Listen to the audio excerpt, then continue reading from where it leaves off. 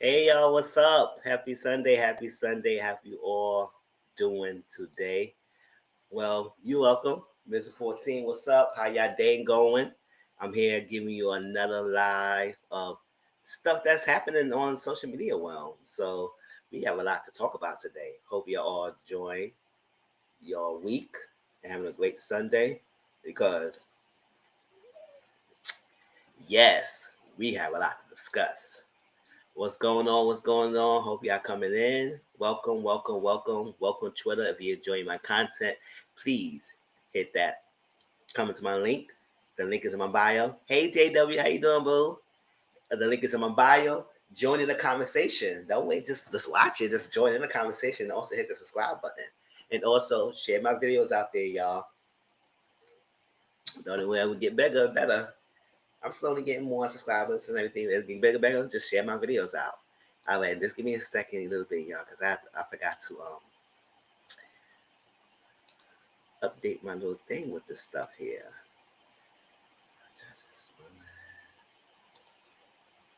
Whew. Child, I should have been at this. Stevie J.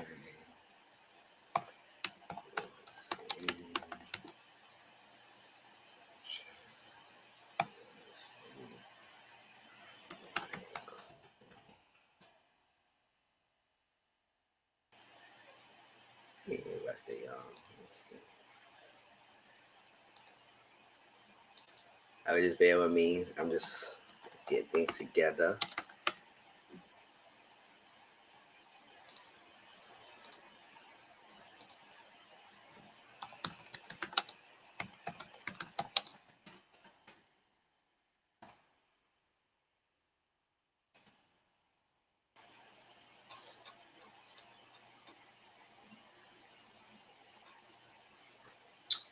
All right, let's get to it. All right, just got off from work and just getting clean and comfy, so right on time. All right. Hey Sam Boo, how you doing? And also I gotta add some more moderators to this thing. Cause not all my moderators come on at the same time and everything. So if y'all see a little wrench next to your name, y'all became a moderator soon. Hey. What's going on? So yes, y'all seen a lot of y'all saw the pictures of my thumbnail. So yeah, that's the topics we're gonna be discussing today and everything, and we will get right into it. But before we get to that, y'all know I always do my shows updates, so give more people more time to come in, and then we can start talking. Cause we got some things to discuss, y'all. Let's see, share screen.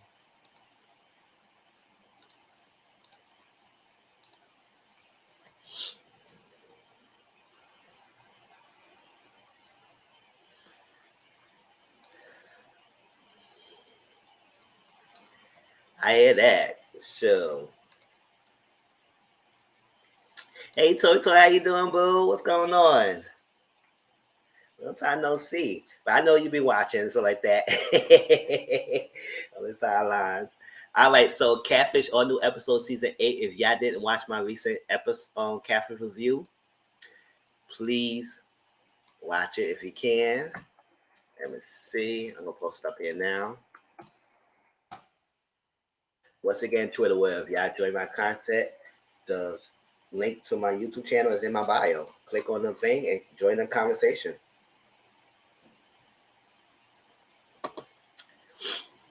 On new episode season 8, MTV on Wednesdays, new reviews every Thursday.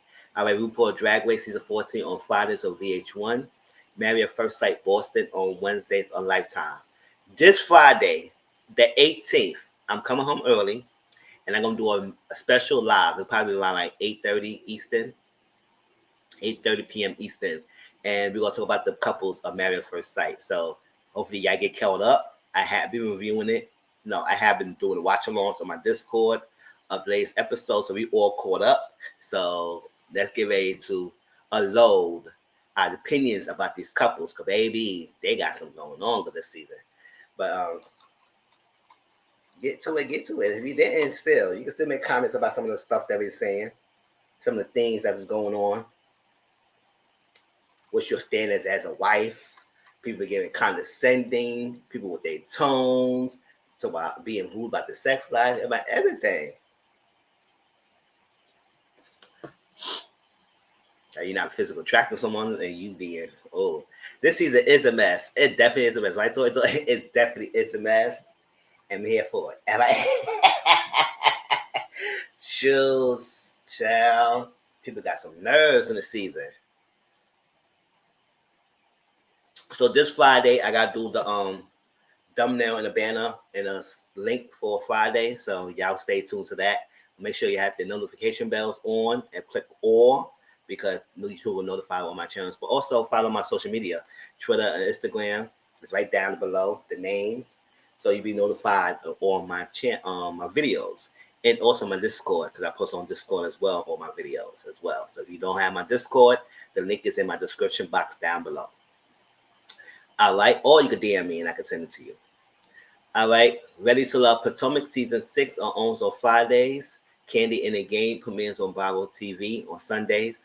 I had every intention to talk about Candy in the Game tonight, but it's mainly all about the social media stuff.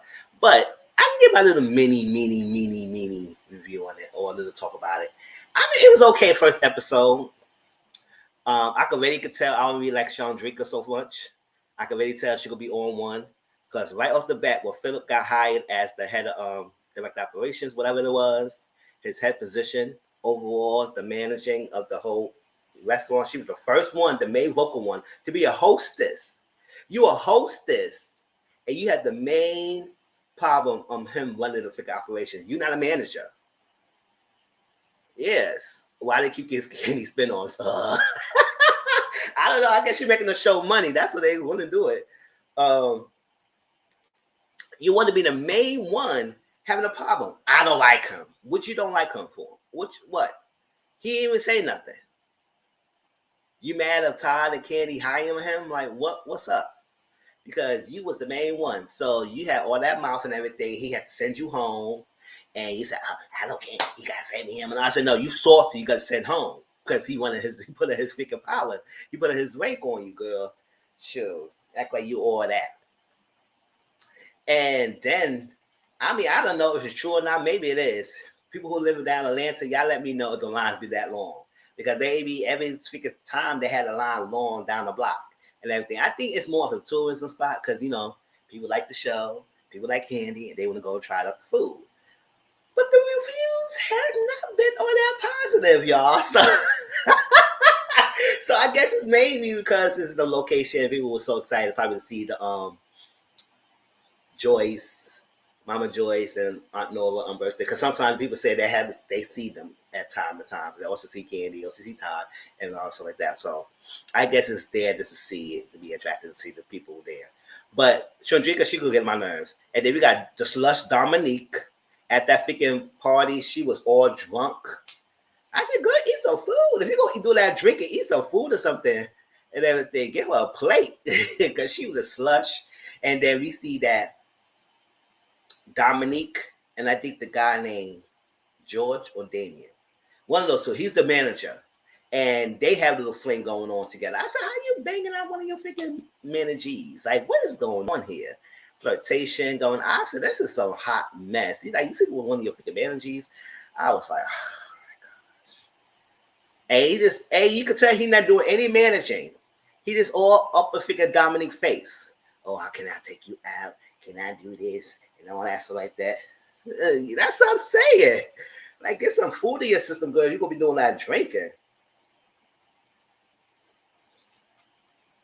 And then Candy got people who left the show, like, what's his name? Tori.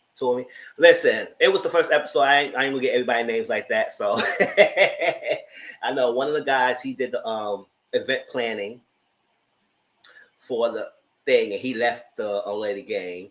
And I guess she asked him back a little bit. So he probably got excited to come back a little bit to work for the name. And then another person who has been the host of also another person who worked as a host in Blaze, and I don't know that people say that restaurant is closing down or something. I don't know. That's a rumor. That's how I was reading on Twitter or something like that. It might be still open, but he's been host there and he's been doing a good job there. And she asked him to come over there to help every now and then, especially when Chandrika is not there, and he can help out. So he wanted to do that.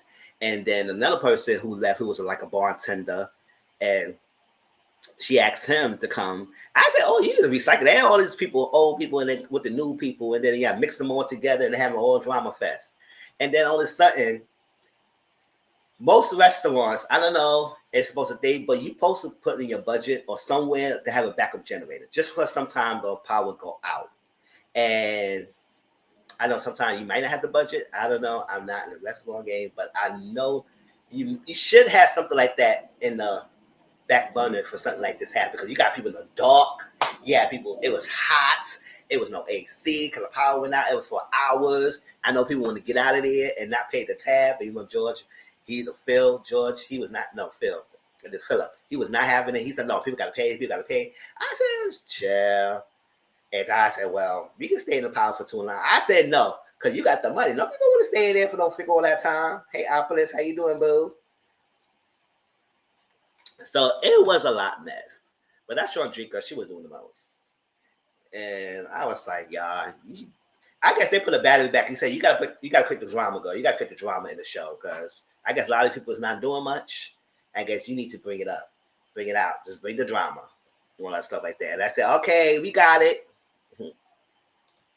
And she said, "Okay, I got you, boo." And she just started quit the drama, because I always say he was saying not even a word. They said, "I don't like him." I would say, "Girl, Chandrika, the hostess, the room, the mostest." I don't know. But that was it. That was all I had to say. I mean, I will continue watching and giving her my support and see what's going on with the show. I mean, that's what I'm saying. I don't think I'm going to be doing like live reviews or most reviews on it, because I'm trying to say the reviews of the other shows coming out. I'm trying to get some more Cornish on my channel. So we'll see.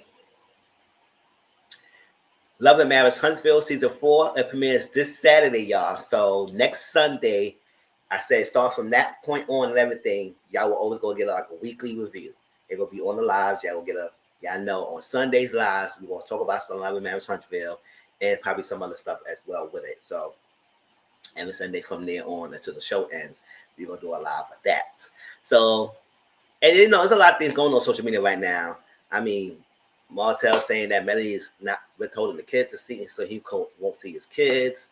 And I said, I don't know what's going on. That's like, y'all trying to promote a lot for the show, for the thing, which we know that social media and the show go hand in hand. So you will miss a lot of information, because they do play out in the freaking season of what's going on social media. So if you don't keep up and bless what's going on, you will miss a lot and everything. So Martell right now saying that Melody's not letting him see the kids, whatever, or he's just saying that and he actually eventually going to see the kids because it's just a recent post. And I think he's lying. I really think he's lying. And there was another thing that he may have DV and against Melody, or well, the mess around against Melody and everything. He might have did something over holding her furs, and I guess they said he used one of her fur to one of. I was like, "Oh, Martella, you doing a lot." I think I'm gonna do Panamera because I won't do my substitutions, and I'm tired of the flies. Oh my god.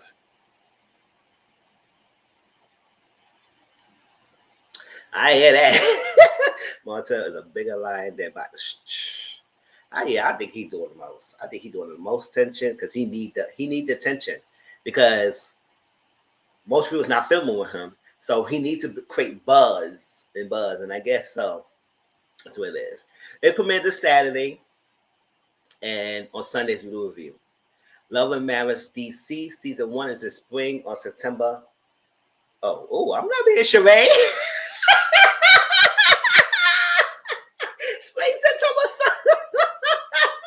Spring or summer 2022. She ain't talking about me, and she don't even know me.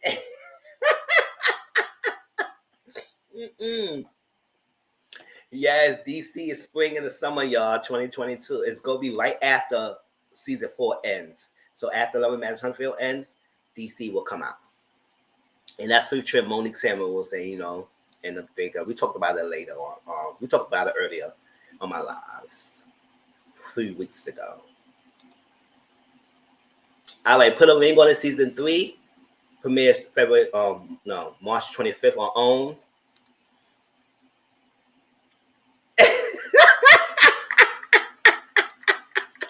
I never even saw to spit on no druggers in that sentence. That's what I'm saying. Like, Flamingo in season 3 premieres March 25th on OWN. When that comes out, it's gonna be added to the lineup of the weekly reviews on Sundays on Mizzle Talks.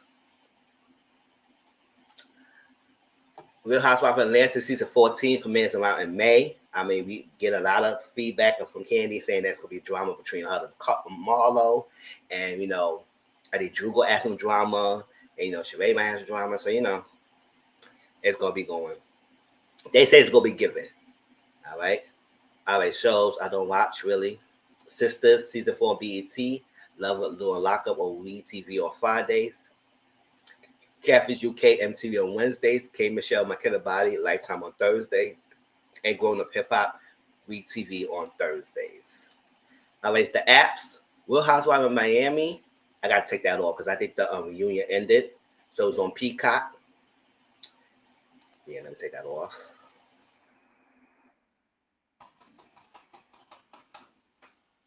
When I catch it. Our Book 4, Force 1 on Stars on Sundays. P-Valley Season 2 premieres in June.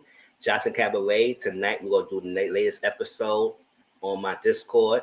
You watch it. They'll air on Thursdays on Peacock. New episodes. Apparently is good so far, and I ain't get to watch it yet. So I will watch it because I do have Peacock, but sooner or later. Young, Famous, and African premieres on March 18th. I think that's a Friday. So I will review that part of Love and Marriage Huntsville this Sunday. It's going to be a weekly thing. Because I'm excited to see that. Because, sometimes Africa, they always show the poorest side. I will put that quotation marks. And they're always showing the rich side of Africa. Because different countries, they're wealthy. So I'm glad that we get to see that kind of side. Because it's not always the stereotypical way with African. And, when people think about Africa, they always think about the cottage, dirt, desert, but they are areas that's really well advanced in technology and money. So I'm glad we get to see that. And I think it's the Johannesburg, Africa. So we're going to see that. Hope I said it right. Johannesburg. Yeah, that's Johannesburg. Bad Boys on Zeus Network coming soon, and The Ultimatum premieres on Netflix April 6th. And we're going to talk about that when that show airs. Are you serious segments? I know I haven't been doing that lately, but it will be more in store. It is that a lot of topics I wanted to talk about, I have been talking about it on my lives and my Discord. Join in the conversation. Sometimes we make questions, we have conversation, we have chats, we have watch-alongs. It's a good community.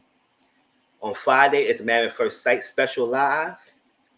Get into it. It's a Mr. Social Corner. And we're going to talk about the couples. And then next Sunday, we're going to talk about Love and Marriage Huntsville Season 4, Episode 1, and Young, Famous, and African live reviews. I don't know, maybe the first 2 episodes, because usually they put a lot of episodes once, so maybe the first 2 episodes we talk about. All right? That's it. Let's get into it. Let's get that off of that.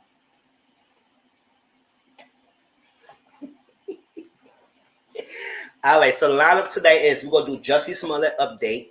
Then we're going to do a Chris Brown update.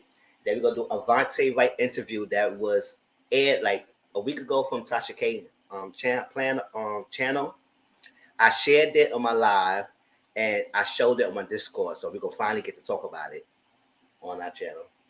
Ryan Coogler incident at the bank, because baby, that bank teller was inexperienced, and I don't know what he was doing there, but we'll talk about that. Stevie J Interview. I don't know what was on his mind. I don't know what he was doing, but baby, that interview should not went down that way and everything. And I have my thoughts about that, but that was clearly outrageous. Everything, and then we're gonna end the live with Royce Reed being charged, and that was sad. It's a sad and shocking story to read that when I was going online. I was saying, "Oh my gosh."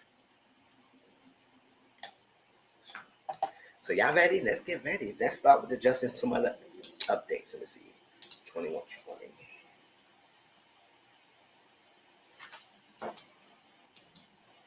So y'all know Jussie Smollett was going on trial, and he was charged and he was found guilty of 5 out of 6 counts of basically lying. And y'all know how I feel. I feel like that they did too much. They were doing the most with this case. It did sound crazy. When I first heard it, I was saying, wow, that's crazy. As they kept giving more facts, I said, this is getting ridiculous. But I never, well, no, not even lying. I knew they would probably go put an example by trying to get him jail time. But they shouldn't even do all that. I don't think they shouldn't even to trial, all that stuff like that. I said that last time when we did this talk on this panel and everything. I said, why are we doing all this? Like, really, it's too much. Just because what? Yes, granted, he said it, y'all wasted some resources. But y'all were doing the most because he's a celebrity. Because it's like a regular person, I was like, y'all probably just had, here's a fine and that's it. But since he's well known and he's a name, y'all just say, we can't have that. We wasted time doing all the resources. I said, you finna lie? I said, okay, why you lie? So I would feel like you should give him a lot of fine, community service, and call it a day. But yes, he got some sentences, and let's talk about that in a few. And I said, oh, child.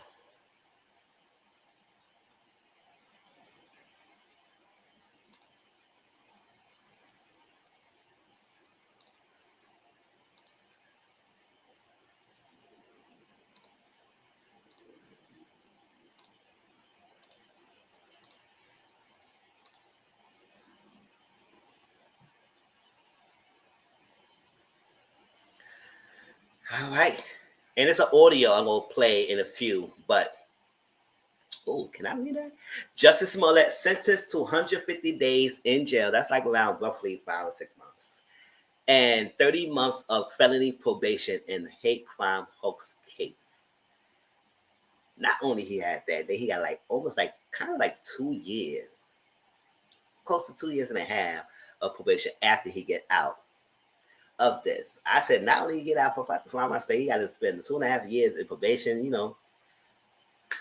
reporting to the PO and all that stuff like that. I said, that's a lot. And I guess he got some fine as well going on here. But I was like, But let me read what's going on. What y'all thoughts? Because as I'm talking, feel free to put y'all thoughts down. Oh, come on.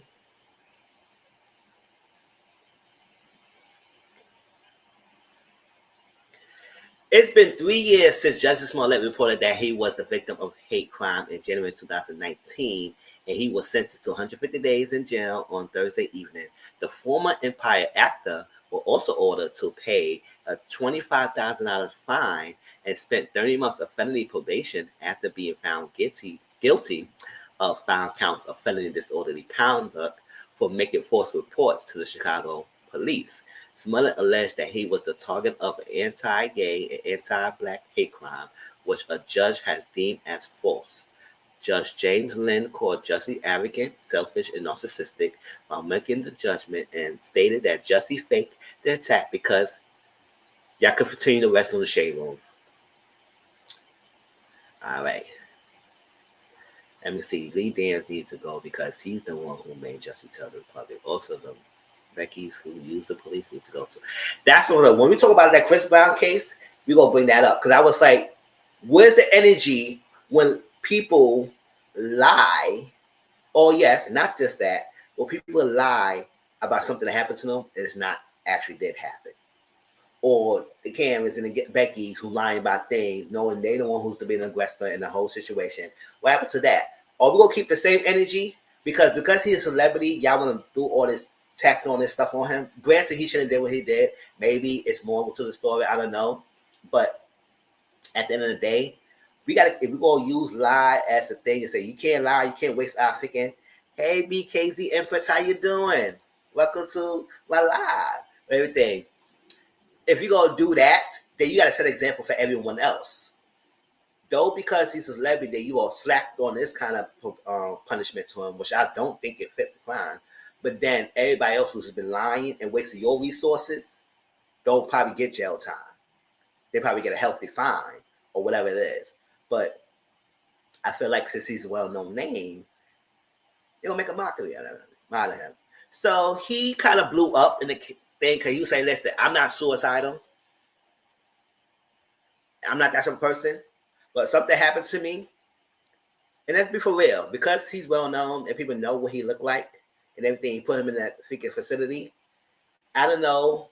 I mean, he going to jail for lying, so I don't know. But people in jail don't like certain kind of crimes people coming in for. So if you're doing any kind of sexual assault or you doing anything like it's a child or something like that, they don't take that kind of lightly. So they come after you. But him going to jail for lying, I mean, but still, he's still a well known person. So they gotta add some caution about that. They need to start with the lady who finally admit to lie. Child lying. Put this guy to death. And I don't like when people trying to compare people to Emmett Till. Stop doing that. Don't disface our history by doing that. No, don't do that. Don't do that. Don't do that. Because a whole little board game back in the day than now. But the Emmett Till legacy is what it is. But at the same time, it's tragic for this lady to lie to him and he got crucified. And you know, we all know the story. So I'm gonna go down the memory lane. We'll keep his memory alive. Let me start that. But they didn't start with her. Yes, he wasted the taxpayer time. He lied. It doesn't matter if a white person got away with it. He still won't. A lot of us are liars, and also that's when they stop lying. Yes, don't get me wrong. I ain't go. I said I don't like that he did lie.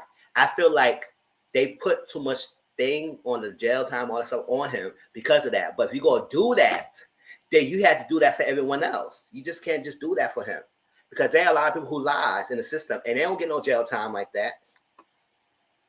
I found his statement in court really disturbing because he kept mentioning that if something happens to him, he didn't do it, and he's not doing that, which makes me think that is maybe it could be a possibility because his brother did came out and say that he's in a psych ward, but not because he wanted to kill someone like because of that. I think it's because they don't want they would add some caution and see if something happens to him and he ain't gonna do nothing. They will say, "Oh, it's on us."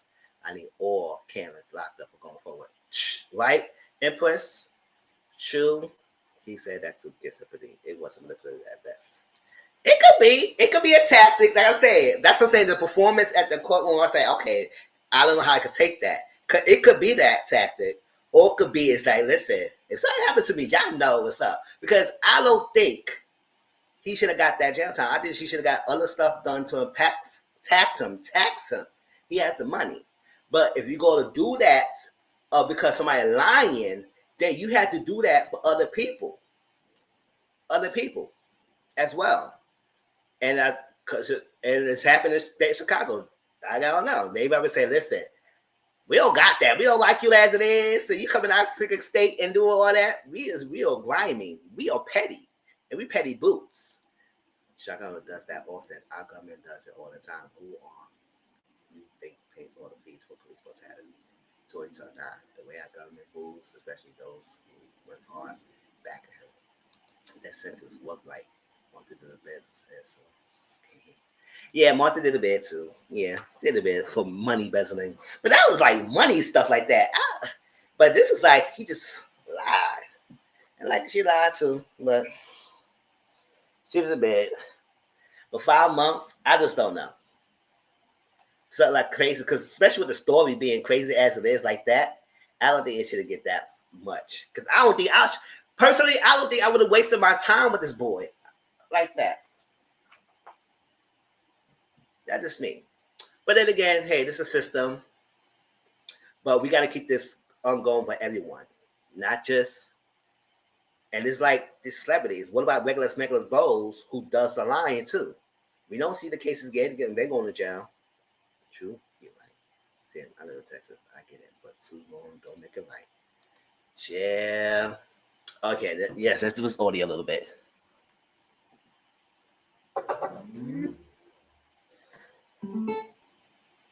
Bear with me.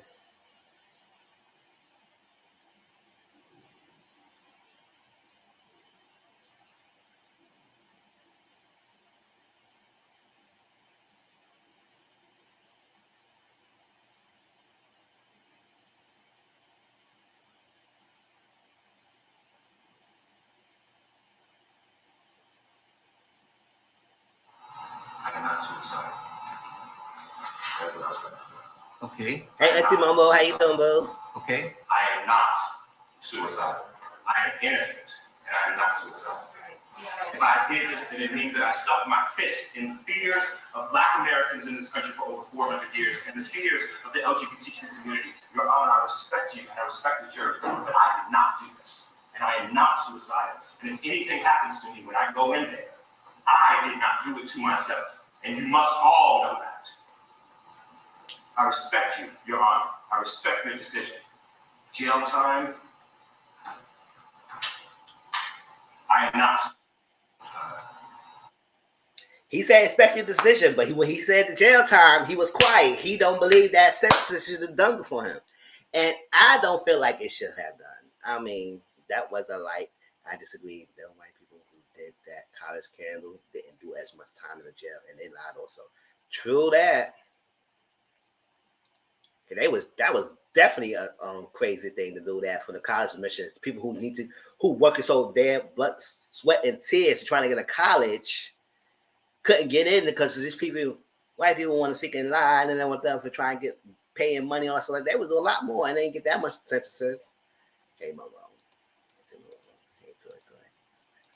I'm not a fan of white folks doing whatever to get away with it, but must have got locked up. That's what I'm saying. That's what I'm saying. Because he's a well-known and black guy, I think they just tapped him. They just want to set an example of him because his crime was just lying. And like at the end of the day, but you got to keep that same energy throughout the course of the board. And I don't feel like that 5 months should need to do all that. And then 30 months afterward, probation, after he get out, that's way too much.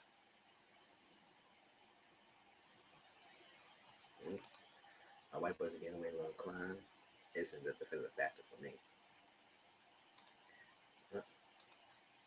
Yeah. So I agree. It should not be too much. I don't think it should have get that much jail time. Just slap on the fine and call it a day, whatever it is for lying. But if you're going to do that, then we need to set an example for everyone else and do the same thing for everyone else. Because someone who actually killed a person or shot someone, they didn't get that much time, and he got mad time because he lied. Yeah, let's tell the truth. He did. So he's going to jail. I don't know. This thing all crazy. It just sounds all crazy. Whether he's lying or whether Chicago try to pay him out to be the liar, I don't know. But it just sounds crazy. There's a story. And I feel like something more could happen that was not being said. But I just don't feel like if they was going to do that, probably 1 or 2 months and then something like that. But the 5 months, whatever, it's not much. But at the same time, we have to hold everybody accountable for lying. If you go use that as an excuse, it's saying, listen, you lied, you wasted our time, you go to jail, that everybody else who's doing that should have that much time or more. Especially when you start adding money into it, you start cheating the system, doing more stuff. And all he just said that they made up the story and everything, they went on and stuff like that. But I feel like they should have just wasted their time with doing all that stuff like that. I said, boy, bye. Shoot. You know what they do with people who lied about being sexual assaulted? I mean, you lied, you messed up your credibility.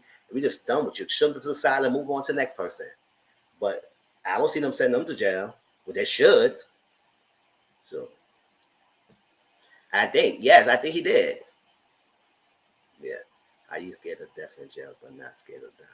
I'll tell you the truth. Listen, being in jail is a whole little ball game. I'm scared of it. Listen, I went to visit my family member going to Rikers, and I feel like I was a prisoner. Child, shoot, the way they scared you and scuffed you and looked at you over and down and all that stuff, I was like, ooh. It's a whole little ball game. Sure. Because I don't think he would have, in my opinion, I don't think he thought he was going to get jail time. That's why I think he didn't like that.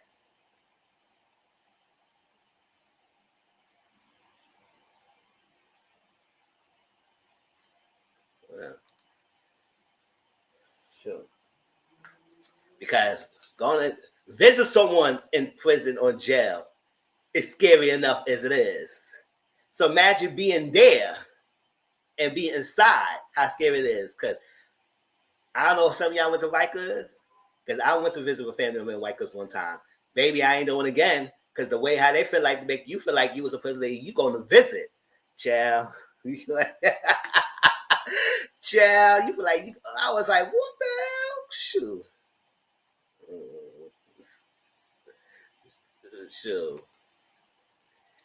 Yeah, I'm not disagreeing with you what you're saying. It's like I understand what you're saying, but at the same time, I understand that it didn't fit the crime. I mean, if you go get fined in jail time, fine, but that much, but keep the same energy for everyone else. That's what I'm kind of saying. Everything. But baby, yes, visit someone. Yeah. So I can imagine how scared he could be, especially when he's a known person. And maybe sexuality, whatever. I don't know. A lot of stuff might be playing in his mind. Hey, Tracy Boo. My parents should be in jail for being horrible parents. I lied to you. Oh, my BD. Sure. All the brothers going to jail.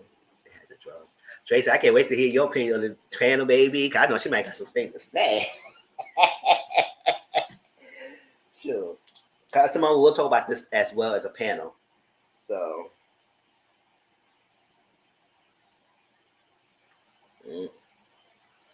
She's not violent in my BD. As I say, what about the brothers? Because they was just as much involved into it as that. They had the drugs, money, etc. And what happened to them? Because let's put it this way: if he was a regular smuggler person, would he have got that? Mixed feelings about Jussie. Like I said, on one hand, I feel like yes, he should pay for what he did for lying. On the other hand, I feel like because he's a celebrity, they packed it all out of stuff. It is a lot going on. I just feel like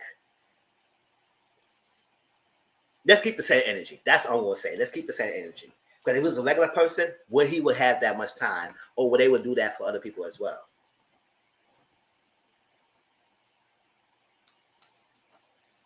And then again, that put to me, they feel like they put so much energy on this anyway. This bizarre case, law of the U.S. are fascinating because most folks should be in jail. Mm-hmm. Nope, it's because of all the resources they waste on him. Sure. Sure.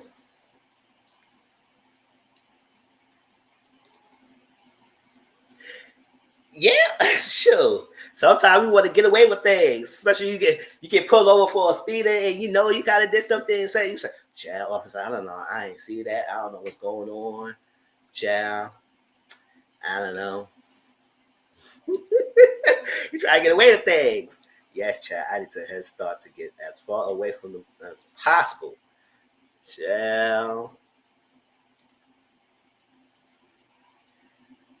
Yeah, so we gotta keep the same energy for everyone else. Well, but that's the update.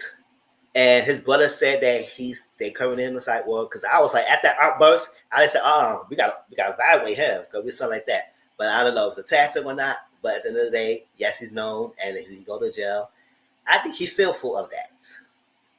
Well, he's gonna have to, but still. All right, y'all. So, any last thoughts on Jussie Smollett? I mean, if you had more conversations, you could always feel free to just bring this up into the Discord, and we can continue this conversation. If it's based on resources, a lot of folks should be locked up. Shell, for real. Yeah, if it's based on resources, there are other people who's involved. But what happens when someone lies and an innocent person suffers? Attention could have been placed on more pressing things, just selfish. What happens if somebody lied and an innocent person suffers? Mm-hmm. Yeah, just like that history. You remember Emmett Till and a lot of people lied and people in jail suffering for something someone's lied. That's why I say if you figure out that person did lie, then what's the consequences for that person who has lied? Now, yes, he got consequences, but there are other people who have lied and didn't get no consequences as much as that, or not harshly as that. Whatever. I think I'm more upset because he had a plea deal they signed and agreed to, and then they reopened the case. Yeah, I think so too. I was like, hold on, what was the deal that he signed? Because I think they were determined to make a mockery out of him.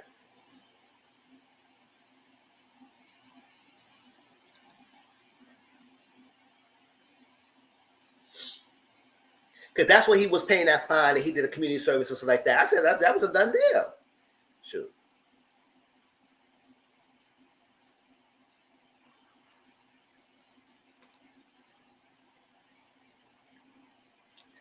Yeah, because Cosby had the what did they do that Cosby, and that's how he got free because of technicality. Because he shouldn't have been criminalized for that. He shouldn't because he already signed a plea deal, and because that loophole, he got out. Yep. Yep. I agree. Yep.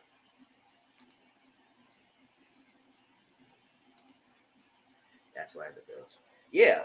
So people, this law system needs to know what's going on. Y'all going to years and years of school and getting this, and y'all trying to get by with the system, think y'all can get away with things, and no, that's not them. That's why I was like, what was going on? Why are we wasting so much time on this?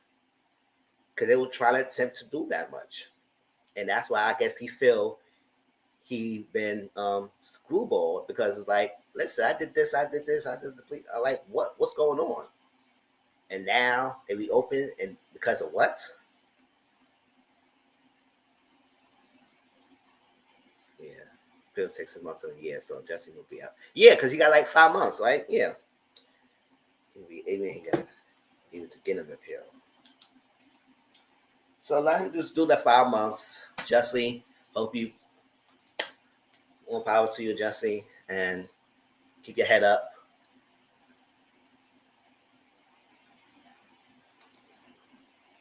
I mean, it could. I don't know.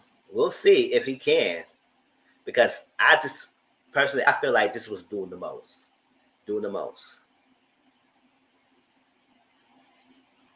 That's what I'm saying. Shit, he could have called me. Fuck. I don't live in Chicago. Sure. I live in New York. Sure. We could have made a phone call so real quick. Sure.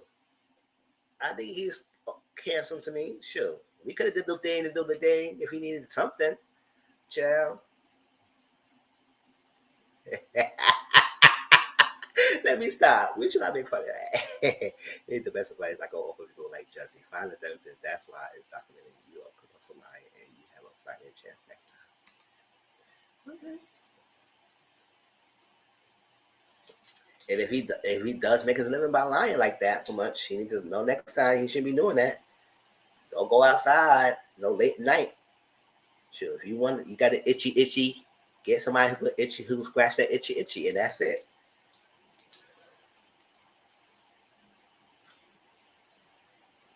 Sure. And I won't say nothing. Keep it closed. I like what's the next one say? Chad, let's get up to this one. All right, let's do an update of the Chris Brown update. Let me see, 4450.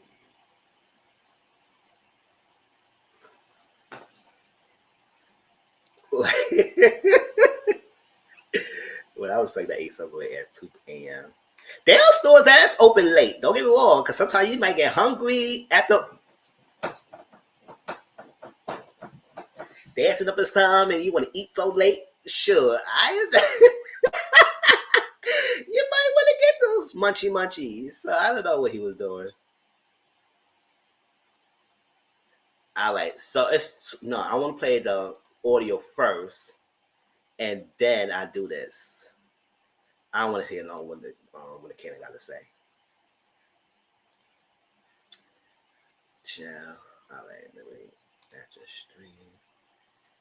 All right, so this is the messages between this unknown assailant, the person who was suing Chris Brown, and between him and the girl. Hey, now we don't have Blizzard down south though. The only thing that could be open for Jussie and to build his legs. or he getting freaked. But listen, he could have called someone. Shoot. He have assets. His empire is rolling. So he got money like that. Like I said, if he was in New York, and I would say that when he want to get the itchy done, let's get the itchy done. Like, come on now. Shoot, I play games. You had to be on to all this. Should get a hotel room. Yeah, it's a text message.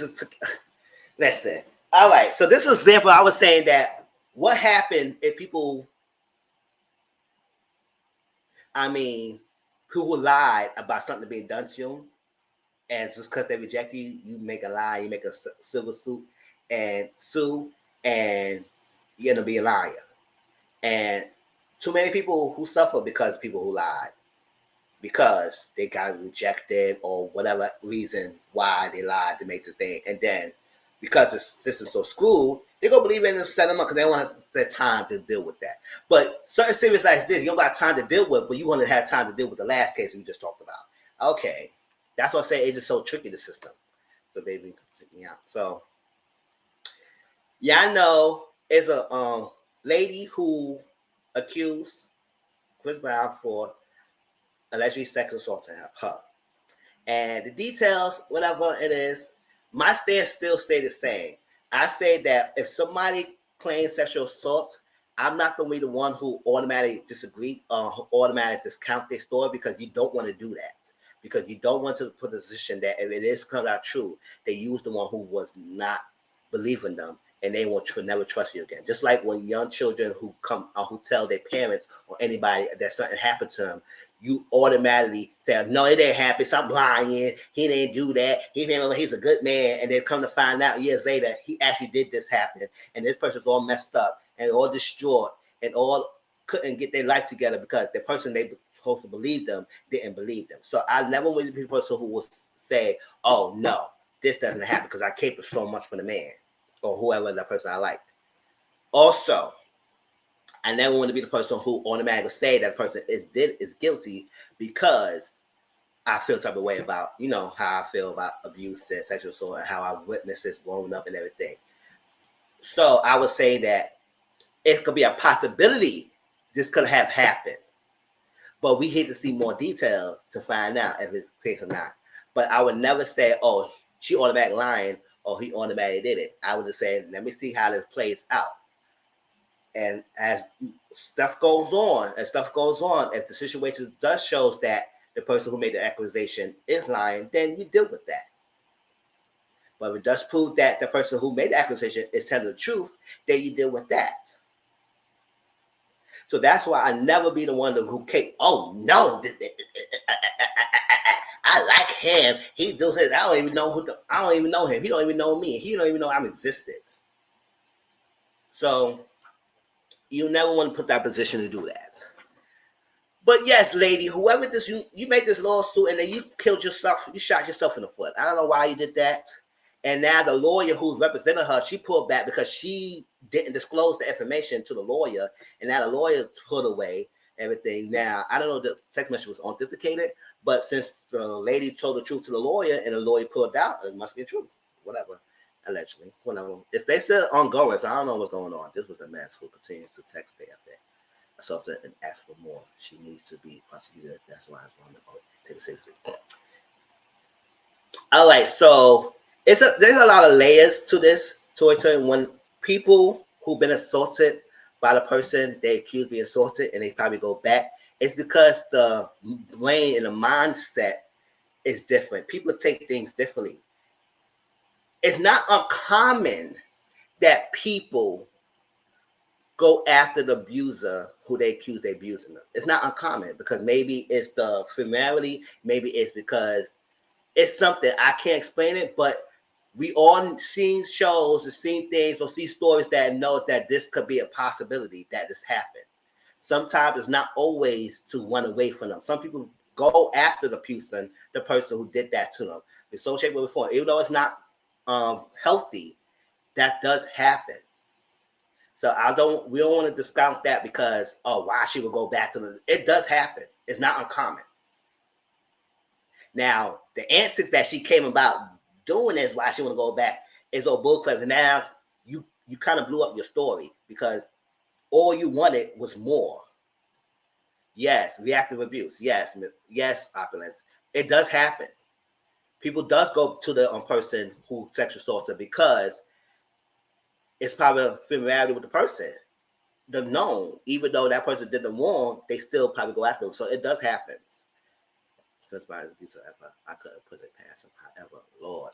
Yep, it's called reactive abuse. So thank you, opulence. Listen, I understand being a long-term relationship and going back to someone who abuses, but just someone who is laying and playing with. Yeah. Yeah, true. But if these text messages are real, it kind of reads like she did it because she stopped. Yes, and that's exactly we will get. Hey, Brittany Boo. Yes, exactly. We will get into that because that's what exactly what it was. He rejected her, and now it's like, wow, you did all that because he said no. But I don't know, really reject her, or she was crazy. That's the case. Why you didn't get a straight out of this freaking crazy fool? Oh, look at this leaks. Not worth it.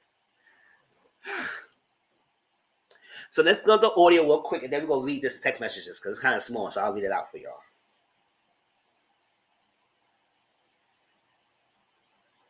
What was it?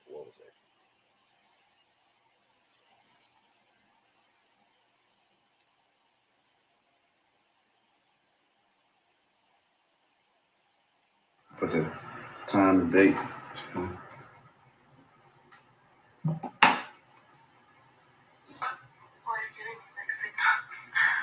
You're like reading the messages and stuff, and you haven't blocked me yet, so I'm guessing you don't hate me. I just want to see you again. I mean, just answer the phone and you just hung up. Like, just let me know. Like, if you want me to leave you alone, I definitely will. But I really just want to again. Okay. If y'all couldn't hear, I mean, basically, she was like muffling. She's like, she trying to have that sexy talk, but basically said, "I want to see you again. You just came ignoring me, all that stuff like that. I just want to see you again. Just all this. I just want to see you." I said, "Girl, he might put a damn on you like that." Like, gosh, child. I like. Okay, now we'll see. Not that one. All right, so let me start reading this. He said, "I don't like talking on the phone. The blue is Chris and the white grayish is the woman." He said, "I don't like talking on the phone, but it's like that. I'm just being proactive, right?" And she said, "Oh, okay-ish. Okay, I get one." Oh, I should have just cracked that or whatever. It is what it is.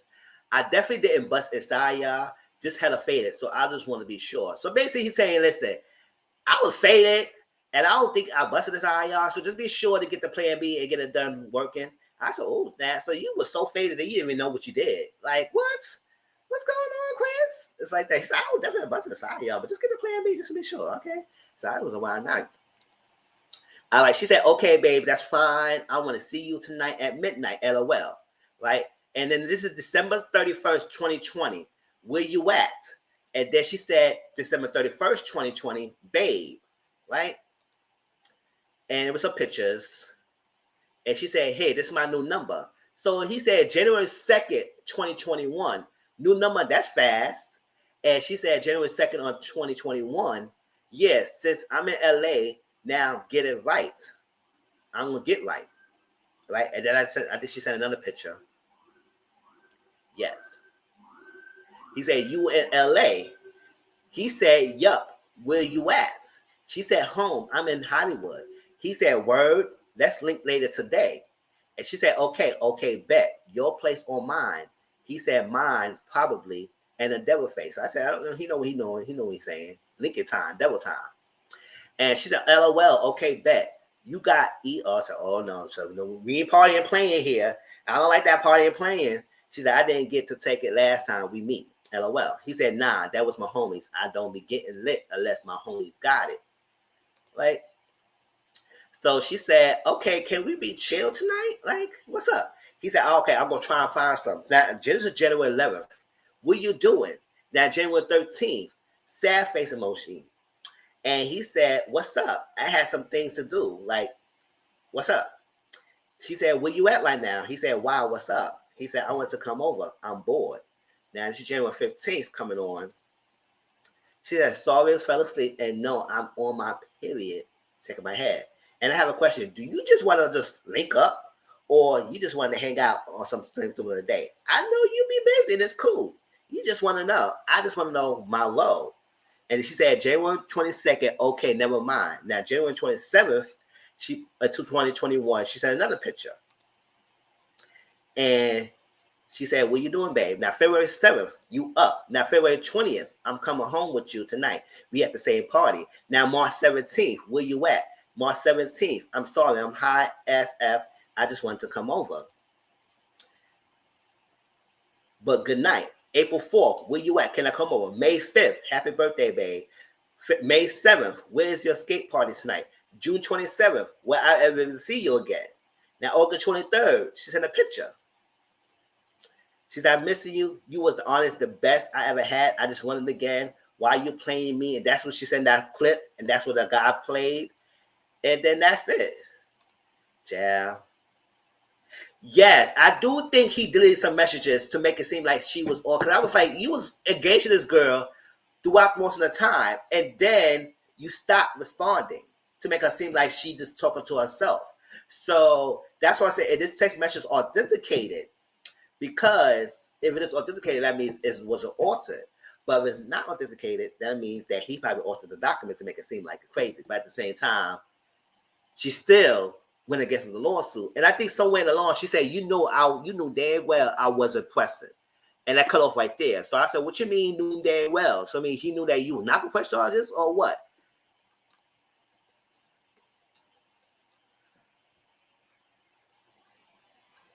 What was that?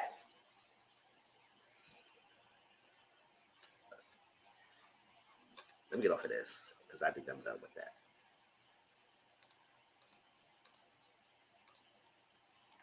Right? Hey, Jay Rudolph, how you doing, boo? All right. I do think he deleted some pictures. I do think so, too, Tracy. I mean, the judge has seen all of them, right? Though, right? I don't know. So she was asking for the book. Child, yes, she did. We partying playing up in here. Wow, she can't take a hit. Yeah. I believe he will respond and he kind of deleted it to make it seem like that. But when she sent that video message, I said, girl, and then you withhold that information to your lawyer. I was like, child, doing good this Sunday. Did she release her text? If it is allowed, I assume it's just a one-night thing. It could be a one-night thing, but it seemed like after that time that they had, he still was willing to try to see her.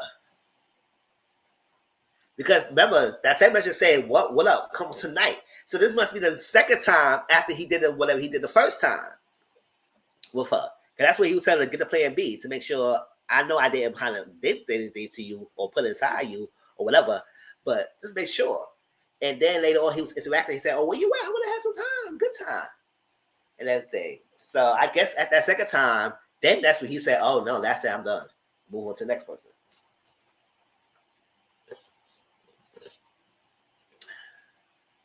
So I was like, so the update is that the lawyer did say that she told her, she did send the messages, and the lawyer drew for the case. So I don't know what's the update on this, but they did say that the case is still ongoing. So I said, well, yeah, what else? Because yes, granted, he did release it, but I guess they still had to authenticate it and all that stuff like that.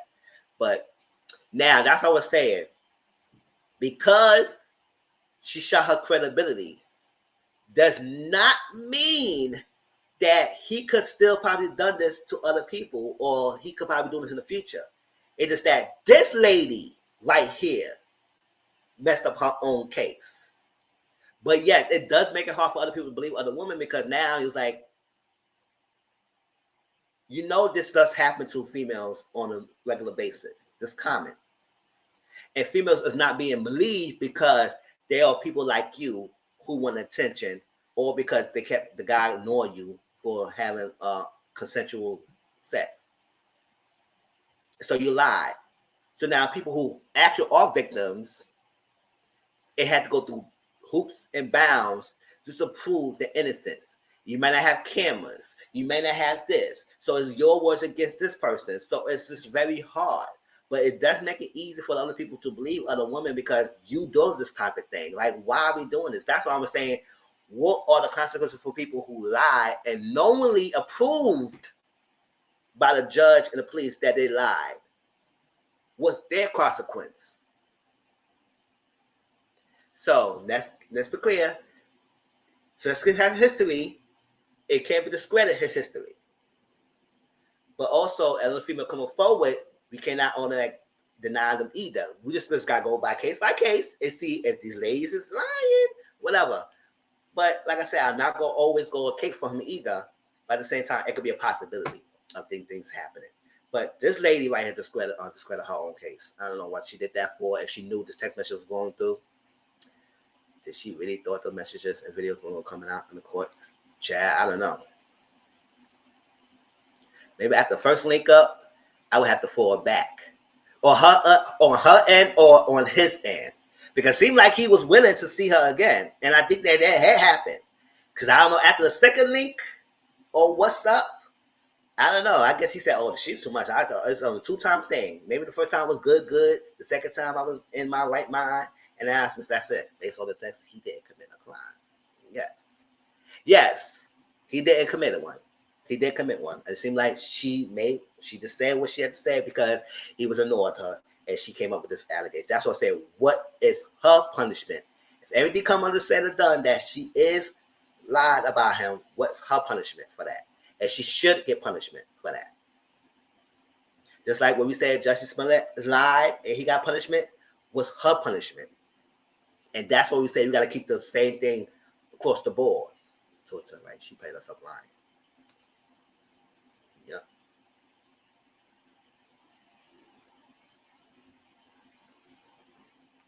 Yes, I think he needs more time. I think she needs more time than Jussie.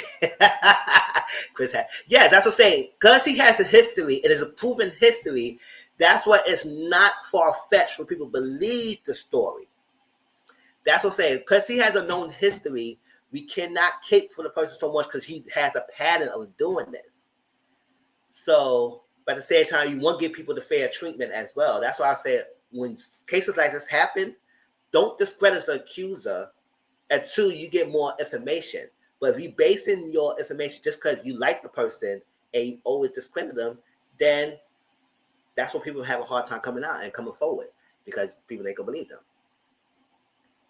And I think he is retaliating by suing her now on her end because once what happened enough for me, like CM said, he's a celebrity. That's what I say.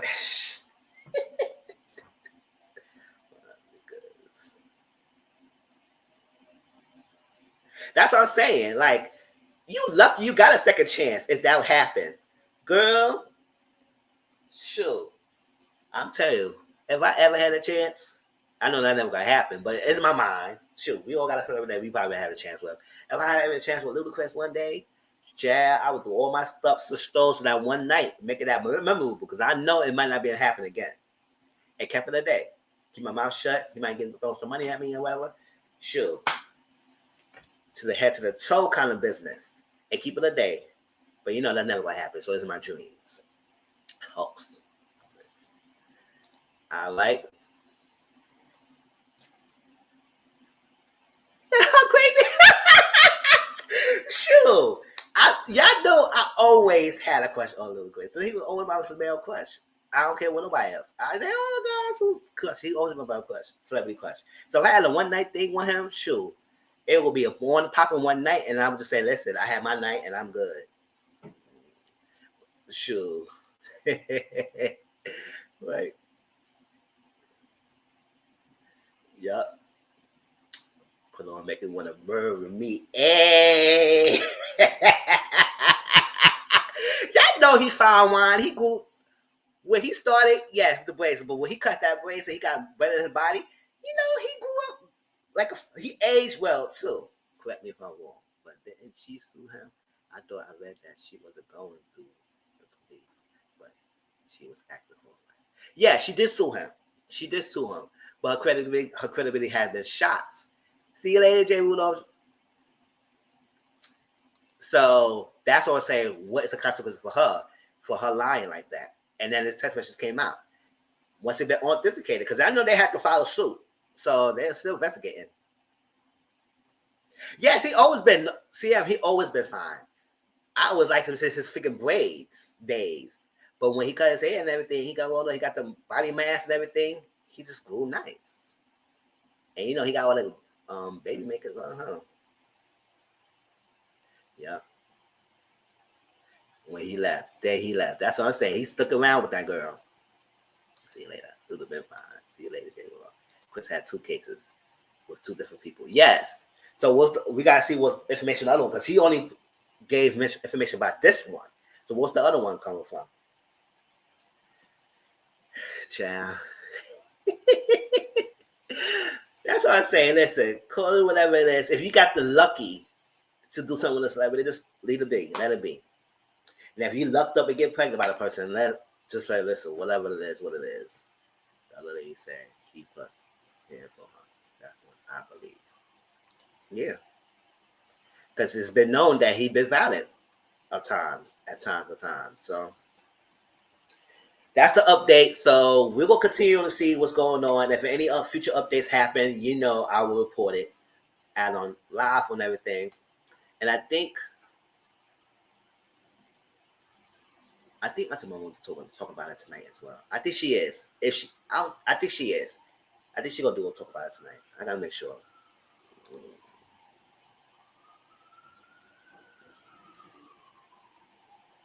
All right, let me stop sharing this. Let's go move to the next person.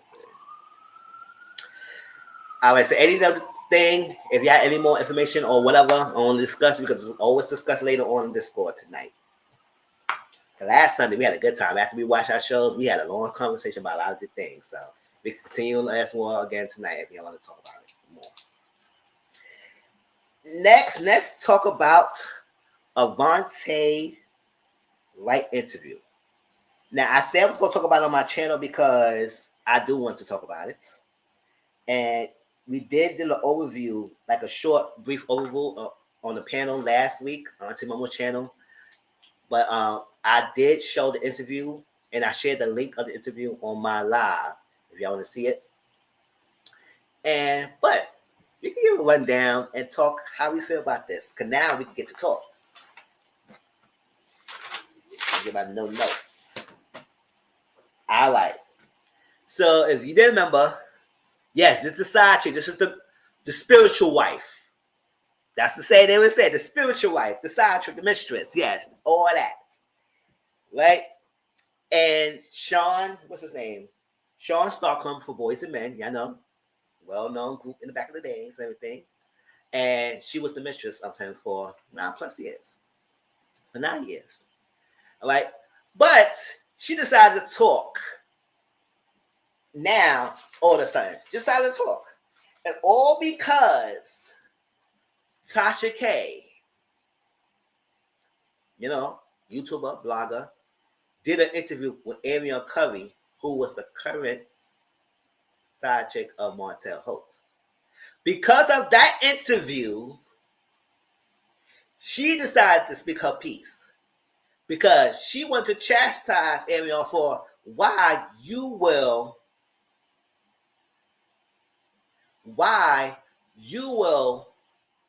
disrespect the wife like that.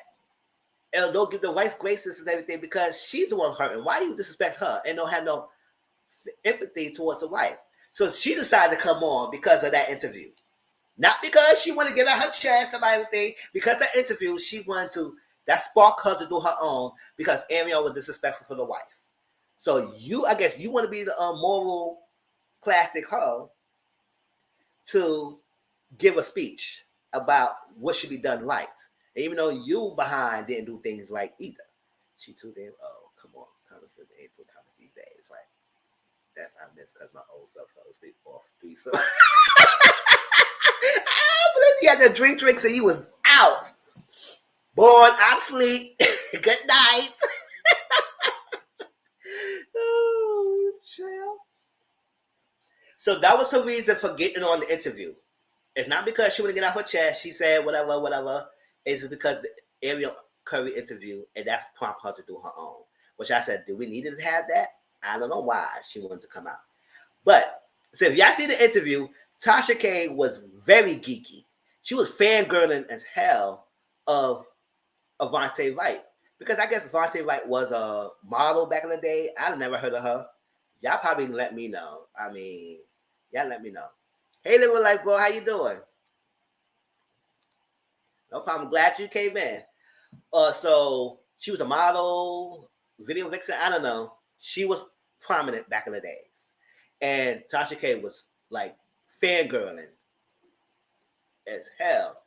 Oh my God, is Avonte Wright? Like she was a celebrity. I said, should we know her? Like, I don't know. I was sitting here, I said, damn, you have bad hype of this girl. Like, or then she probably do that to everybody she interviewed to make them more bigger than what she is. But no, I don't think she really did that to Ariel Curry like that. She was definitely on one with this girl. So I said, well, maybe she has a connection with this girl because she was very fangirl of Avonte Wright. Like she was it. Maybe she wasn't it girl back in the day, but we'll see. So she was the spiritual wife of Sean Stockholm from Boyz II Men, and she met him through, what's his name? McCary. Who's McCary? Michael McCary. Michael McCary introduced her to the group, whatever thing, and it was a backstage tour and everything, and that's when she met him. And I guess she said from him saying hi to her and everything, she said he had me from Hello. You know Beyonce's song, Hello? He had me from Hello, and that's when she started talking to him because this is demeanor, his conversation, all that stuff like that. Now, hip hop, okay. And because of that, that's how the affair start going on. Brittany, you miss me. I know Brittany always chuckle every time you come on the bro. Right? So the current wife of Sean is still currently married to him. They still together, despite everything that's happened. And she was the stylist of the group. So yes, the current wife and Avonte Wright kind of knew each other. But the only thing is that the current wife did not know that Sean was messing with her all this time. Did not know that. So basically his faith, Israelite faith, is common for him to have more than one wife, wouldn't you? They can't be legally married to him, but spiritually. So the spiritual thing, she born into it, and they have conversations, and still there. Yes, that's Tracy's still here, and everything, and swimsuit model. That's what she was. So swimsuit model, and they had a conversation. She born into it, made her spiritual wife, and that's it. They had an agreement that he always supposed to be honest with her. He also supposed to check up on her and talk on the phone every day and all that stuff. That was the agreement. As long as he be honest, all that stuff like that. He was getting married. He called her on his wedding day. He said, listen, this is going to happen. Are you okay with that? She said, okay, sure, I'm okay with that. And go ahead and marry her. Just like that. Go ahead and marry her. And she was a fiance at the time. Oh, yes. Hughley dragging Kanye. Yes, he is dragging Kanye. I was like, he had a long paragraph. And she had a fiance at the time, and she let go the fiance to be Sean's spiritual wife all the time. I still feel like she did the interview because she really mad that wife didn't leave her, and they've been moving around like the whole thing never happened. Child. That could be a possibility because we'll get to there. What she did to kind of end a freaking long-standing relationship. And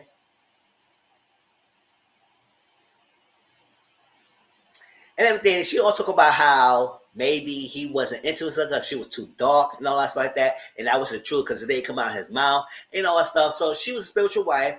And it was agreement. So any other females that were supposed to be brought onto the spiritual realm and everything, because in doing interviews, she kept distinguishing the real world and the spiritual world. And she kept saying back and forth. Let me see. For real, Kanye has a kind of, it's just too bad that you acting like a nut. Don't stop. Ooh, child. He's supposed to be honest, and he just saying he getting married. Maybe that treat. How you be lost me when he said that mess about his daughter's son. Oh, child. As a matter, should DM go and have a field day with Kanye. So, throughout the whole thing, she left her fiance, He got married. He called her. She said, "Go ahead, be the wife," and all stuff like that. So any person who's supposed to be brought on, she supposed to see the person and get okay, and she had to be brought into the spiritual thing to be okay with it. Because I don't know, she thought she was the head spiritual wife or something like that, besides the wife. Because though she kept distinguishing the spiritual world and the thing world, his real world, the wife didn't know how and an idea what he's doing. So that's that. And then the spiritual world, he's doing his thing with her. Because at first, they wasn't even having sexual altercations until she bought spiritual marriage. And when that happened, then more went on. I said, okay, girl. My girl. So he was having issue with his fiance, or no, she was having issue with her fiance. She was having issue with her fiance at the time. So it was good that she got in with Deshaun throughout this whole time, getting with it because of issues. And at times, the boys and men was having some financial issues. So she said, listen, when he was having issues, I was holding their things down. Not too much about paying his bills, but when he needed to book a room and he had it, I booked the room. When he had to fly him out ticket, I got the ticket and everything. She was an independent woman, question, and all that stuff like that. And she was doing a lot. They was really good friends, she said, before they got intimate and everything. And she was doing other things for him, all that stuff like that. But when he had it, he was taking care of her, all that stuff. Whether that was. But that's that. But then she starts distinguishing, like I said, the spiritual sex and the real sex. And I said, okay, well, what's the difference then? What the hell? Shoot. Yes. And like I say, he would have had sex with other women if he brought into the Israelite spiritual connection. To be honest with her and all that stuff and continue the connection. So, you know how everything went down, right?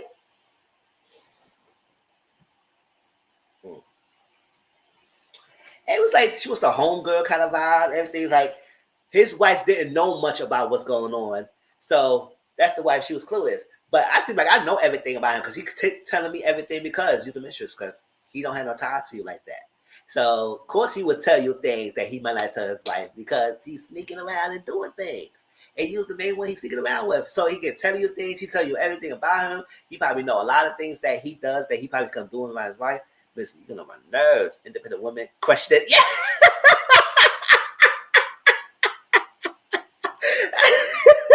Yes. So I hope losing this season, huh? Yes. So, oh, I'm getting hot too. Hold on, y'all. Let me get the fan on.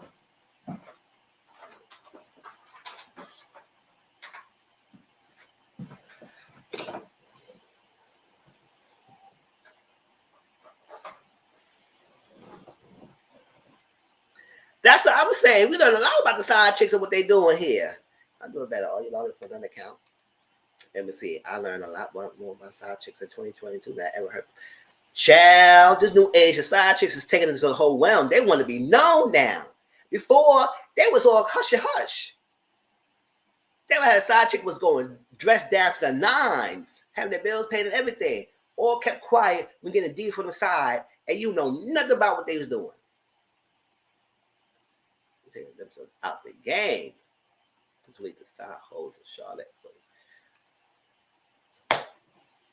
Y'all remember that show? I reviewed that show, The Side Chicks of Charlotte. And that was funny.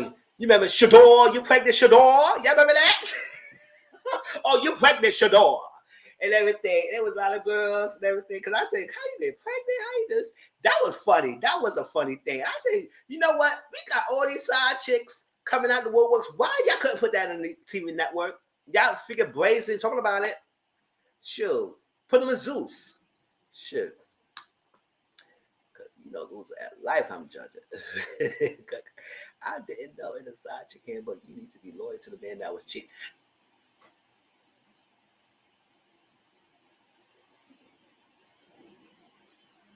Shall, sure.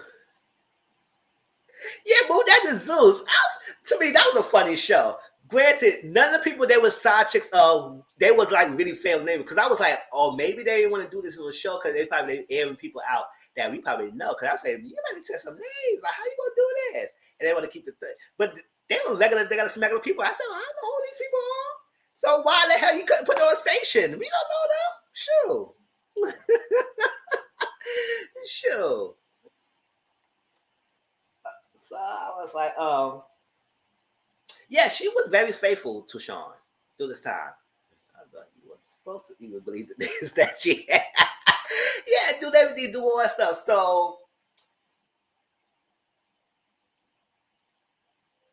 So at this time, she didn't want to deal with the wife because she knew the wife was a stylist and then they got married, but she never really dealt with the wife. So the wife and her was not in connection with each other. So that's that. And she kept distinguishing herself, I'm not the wife. I'm not going to be there. I'm not that. I said, oh, okay. So what's that? Because Tasha questioned her. She said, what you mean by you not the wife? They said, no, because she probably don't know things about him and everything. And I know a lot of things about him. So I know things going on and stuff. You should have picked up the lady people are claiming it's on side check. No, I didn't see that. Tracy sent me the DMs on that.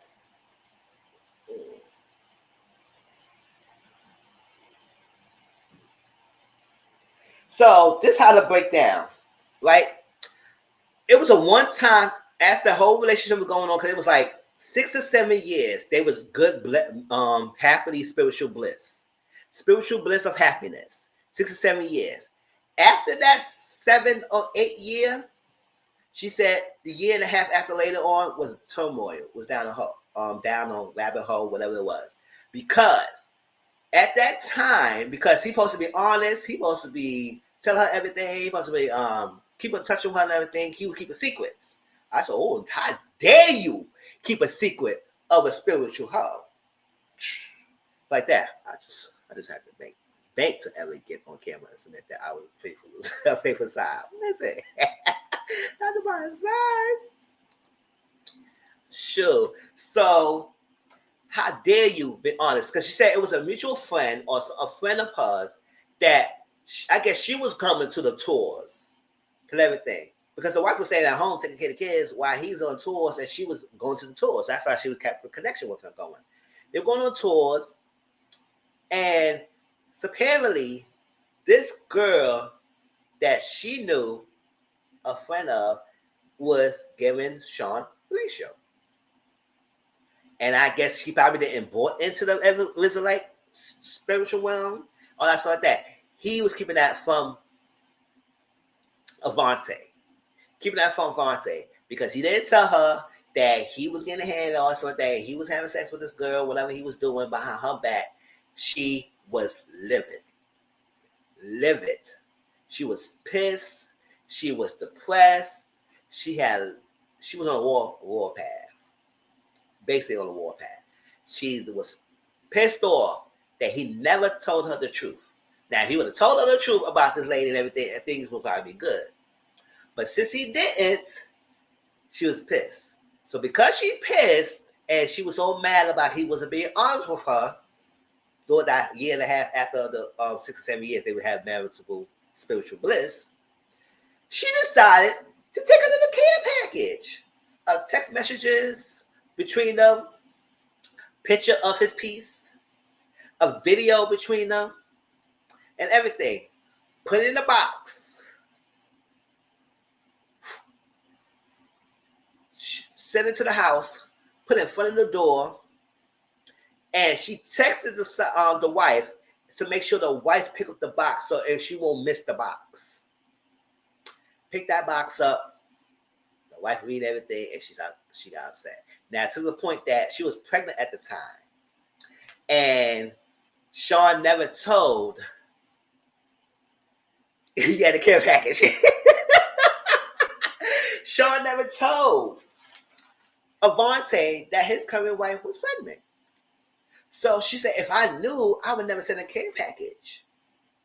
She said a box. You know, I gotta juice it up. I gotta sprinkle a little more stuff to it to make this story interesting. You know how I am. So I would never send a care package. I would never do that.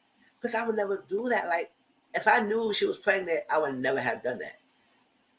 But she felt like that was the only way to end their relationship because she was in the depressed state at that time because he didn't tell her the truth.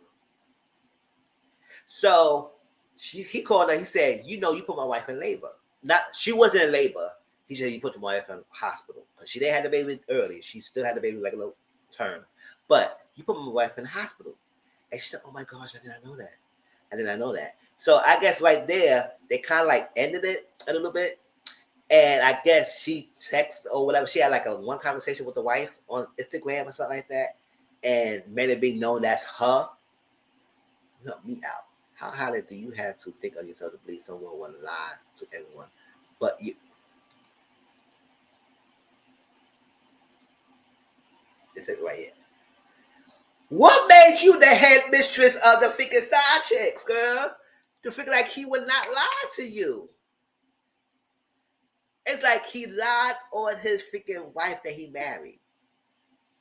Spiritual wife to you. You have good things for 6 or 7 years. Do you don't think he wouldn't even try any other people? And then what probably was other females, but they had to be born into the Israelite religion. But I guess the girl was not born into Israelite, and she was a side piece. Because he was honest with you, you blew up, and you feel like that was the only way to end the relationship, girl. Because of that, their relationship like kind of faltered because she said she just had to throw a bomb. She threw the bomb, and that's what happened. And so some years later happened. That was going on. It was cool, calm, collected. Then I guess the end of the stuff, she let the wife know who she is through Instagram, let her be, and now the wife put the two together and said, "Oh, so this the girl." They didn't know Avonte was the girl all this long time. I said, "You bold, girl." And then so one day, I guess Sean on Twitter, because I guess I was on Twitter at that time because I wasn't hype on Twitter at the time when Twitter was first coming out. But he tweeted something about her. And I guess he never really said a name, but people who knew the situation knew that she was the one he was talking about. And I don't know why she felt like she didn't attack back because now people were trying to speculate it. People who knew the situation knew about it, but everybody else probably didn't know. Because she responded and were clapping back, now people put two together of you was the one. So they're going back and forth. And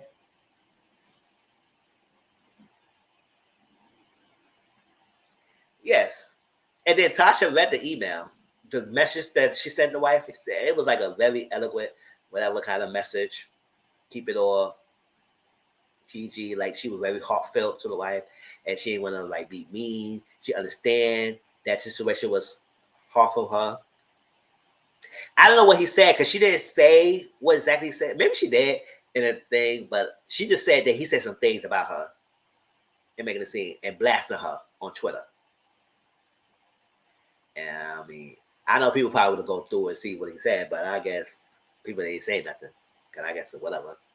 But that's what she said. He was on Twitter and blasting her, and she would start clapping back. Yep. She felt like she had to do that. Oh, he called her a devil on Twitter, and I guess that's one of the words she said. And she didn't even go details because she left him. And I guess it's the spiritual one, the devil, whatever it is. She was a devil because she left me, and I guess you ain't supposed to leave. Because the spiritual, you ain't supposed to. You got to be faithful. You can't supposed to leave the husband. It was a like thing because she left him. She became the devil. What's up? And I say he probably had another Avonte coming into you. You thought you was the only one, and you found out you thought you wasn't the only one. And I guess the wife figured out Avonte through DM on Instagram because I remember she said she DM'd the wife. And she also said that the other members had secret relationships. They had other relationships too.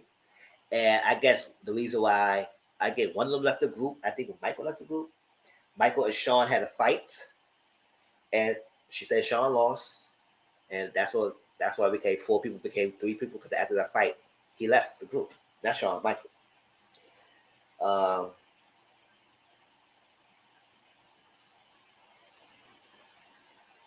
And he's still married to today.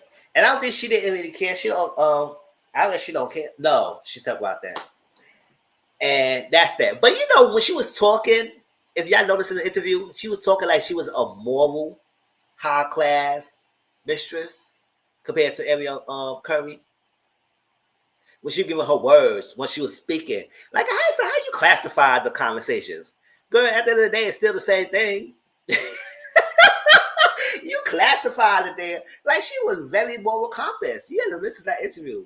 And that's what she said. She was criticizing Ariel because she said, I didn't understand why she would go on thing and not be empathetic to the wife, because she's the one who being wrong and you was being really rude and mean and stuff like that. Yes, granted, we all said that about Ariel Curry, that we feel like we would have kind of like had some humility towards her if she would have felt type of way about it. Or she felt like she was wrong. But like she didn't think like she did anymore. Like she was bashing Melody. It still is to today. Kind of blamed her for what's going on. Well, the only thing I agree with you is you can't be mad at the wife. Yes, I do agree. That's what she said. She was upset that Ariel was mad at the wife and going hard against the wife. And that's what she said. I would never disrespect. I mean, you did send a care package. I mean, I don't know what you were doing. But she was empathetic. She understood that she did what she did and what she was doing was wrong and all this like that. But at the time, she didn't care. She was living her life. All that stuff. Everything. But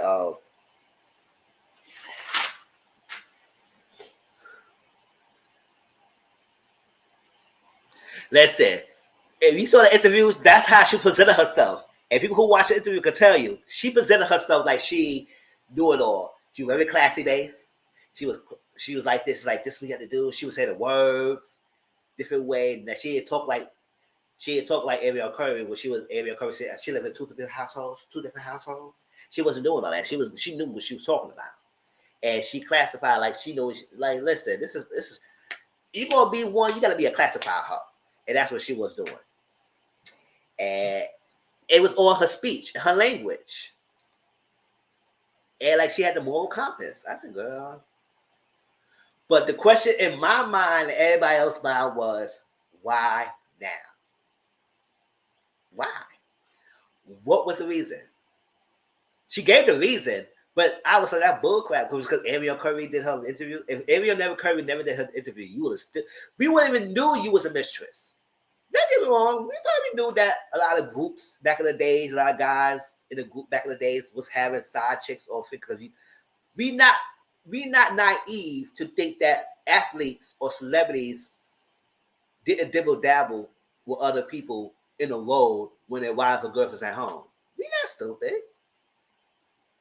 But we didn't need to know who you are. We just know that it happens. It's like that until the person decides to tell it all. So I was like, you came out because of that interview. And at the interview, we was better off for you not say nothing. It just kept it quick. Because I was like, okay. I said, why now? Like, yes, right, Tracy? Like she said, listen, it's a level to this.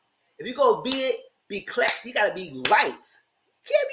You can't be disrespectful to the wife. You gotta be morally correct. You gotta know what you're talking about. You gotta present yourself like you know what you're doing. She said she decided her brothers are cool for him, but why now? She had to that bed. No, she's back. Yes. Like she back on the market. Listen, you've been in Sacha for 9+ years around his prime. We know Boys and Men ended a long time ago. Well, I mean, they still probably do hanging and stuff like that. But around early 2000s, they was not existent. So probably he was ended in early 2000, 2001. So why 2022 you want to talk? Child. I like Avonte, right? But that was the whole thing. That was an interview. Like I said, I posted a link on, I think 2 weeks ago of the live, or last week. Probably was last week. Y'all check it out and everything. And it was there if y'all want to see it. If not, I gave you the whole rundown and everything. If y'all want to talk more about it, we can. But we did talk about lengthy of it last time. But hey, that was what it was. And I said, okay. But Sean is still with his current wife, the wife that she plugged through all this turmoil. And I said, more power to that lady. Yeah, this girl sent a package to my house while I was pregnant. I said, okay. All right. Let's move on to the next. We're gonna talk about this Ryan Coogler. Let me share this. Look for this.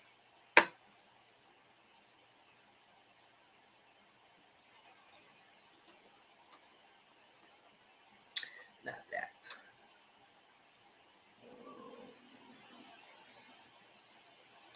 Let me see what I'm doing. That's not. That's I don't want to show that video because I want to do a video.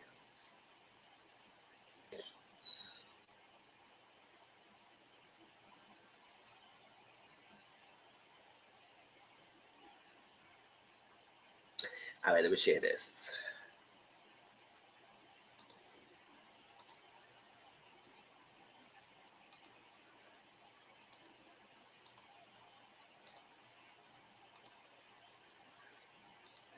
She can't be my side hoe. She talks so much. Not that I would ever have a side piece, okay? Oh man, she is disgusting. I'll be delicious need to link up. I still can't believe that delicious story. It is what it is.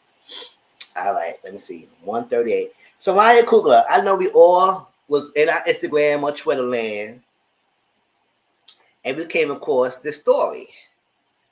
And we was like, what was going on? And why is he being detained at the bank? And what was happening? And all that stuff. So let's read and then we can talk about it. What? So Director Ryan Coogler was temporarily detained by police back in January after a bank teller accidentally thought he was attempting a bank robbery. Back in January, famed director Ryan Coogler had an encounter with authorities as he tried to make a withdrawal from his account at a Bank of America located in Atlanta. Right? In the documents obtained by TMZ_TV, the incident occurred after Ryan tried to take out a large amount of money from his account. It was noted that he walked into the bank with his face mask and sunglasses. And on the back of the withdrawal slip that was handed to the bank teller, he allegedly said, I would like to withdraw $12,000 cash from my checking account. Please do not count the money here. Count someone else, and I'd like to be discreet. That unfortunately led the tellers to think that it was an attempted robbery was taking place after she went to make the transaction on her computer, which triggered an alarm. The teller, who was described as a black woman, then alerted her boss, and they called authorities. There were two people outside who had been waiting for Ryan that was detained during the incident. And once the police made their way inside, they continued on the shade room. All right. And then listen to a 911 call, and then we're going to debunk the story, all right? Let's do the audio, and then we do that.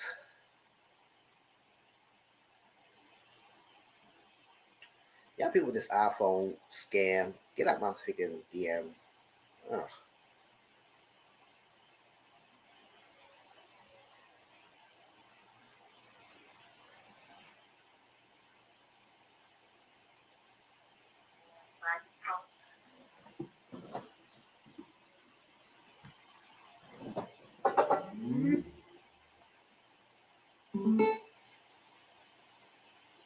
I want to withdraw $12,000.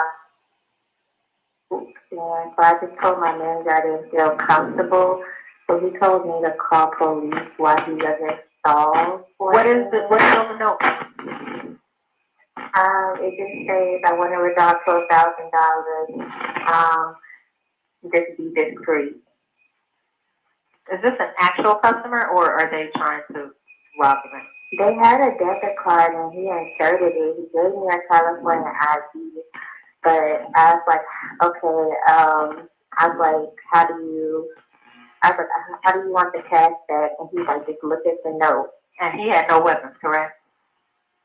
Not that I know of. He just has on black sunshades and a black hat. Is he a black male, white male? He's a black male. And every time I ask him like a question, he's like, look at the note. No. So, but he inserted his debit card, and then I asked for his ID. He handed me his ID as a California ID. But I didn't look at his name because I'm just like so shook up. Like, I don't know what he's trying to do. So I just told him, give me one moment. You know, I have to get my manager. Okay, so none of his information was even verified. Okay. He might just want to be discreet, but I have police around. Yeah, I mean, he might. It's just being weird. Oops, yeah.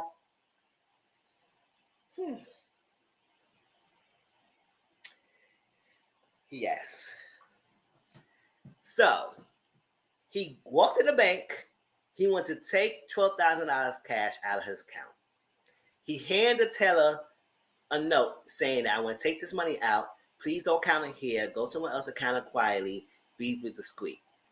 Maybe because he's a well-known person and everything, and he don't want people to know that he was taking this money out.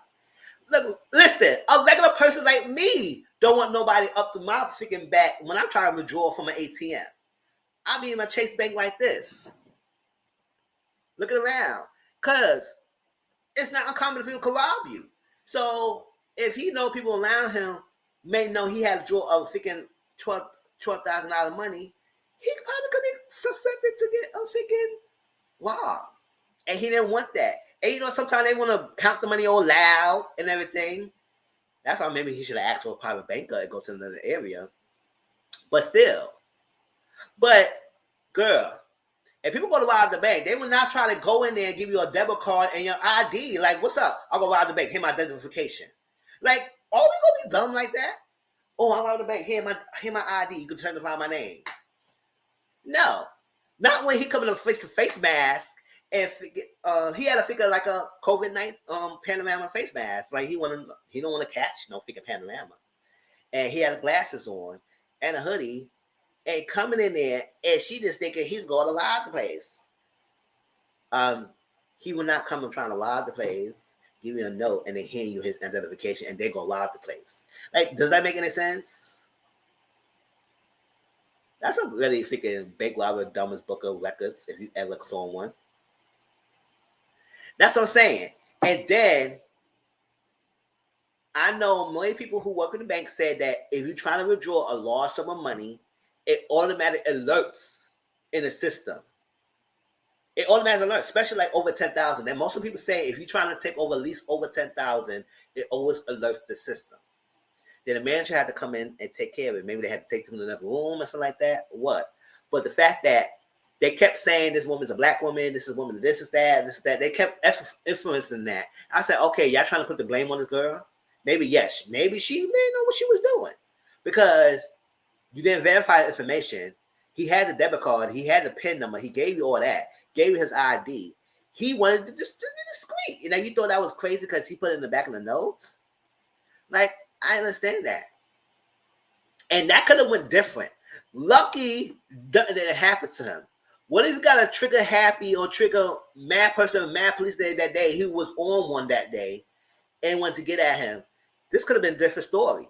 But good thing that it didn't happen to that way. And technically, the teller did say, maybe he just wanted to be discreet. Did you verify he was a customer or not? She said, and it shook me. What it shook you? What he said. He just gave you a note like he had no demeanor. I mean, let me read what y'all saying. Even the police officer wanted to know why she called him. That's what I'm saying. Like, did you verify her information? Maybe he wanted to be discreet. Discreet means be quiet, girl. I want everybody to know I'm taking $20,000 out of my bank account today. Like, come on. And then somebody gonna say, and it's Atlanta too. Even New York. Shoot, somebody gonna say, "Oh, this guy taking $20,000 off." I'm gonna tell Y'all, right now, she didn't follow. She didn't. She didn't. You have to swipe your card and fill out a slip for withdrawal. You have to learn procedures to handle complaints out of compliance. Oh. Yes. And it was the back of the deposit slip. So I'm maybe sure he probably just filled out the deposit slip. He just want to give him a day and say, listen, be discreet about it, girl. Just discreet. Sure. Out of compliance. Exactly. Police officer had a look. She said maybe he just want to be discreet, girl. What? We're gonna send the police on the way. And they show a video. I ain't gonna show the video, but it did show a video that he was detained and he got handcuffed. But I said, why? Why in front of the people like that? Come on. Talk to this girl. She must be high. Hey Dominique Boo, how you feeling? Y'all tell us on that as well as you might think they spend more time trying to get rid of you than help you. Child. The way she seemed like she was like, come on now. It just fit. I just shaking. What you was shaking, girl? Because if he actually thought he was gonna try to rob, correct me if I'm wrong. Unless it's the movie thing, don't you have a button?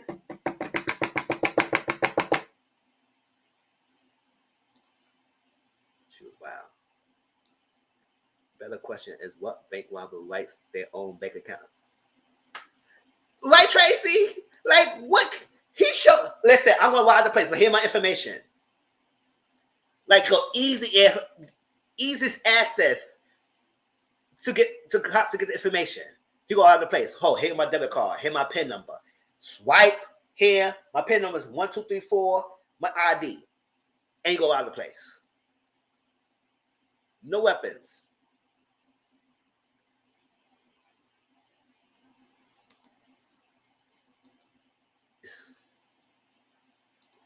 And you know, they kept emphasizing a black woman, a black woman, a black woman. I said, who was the manager?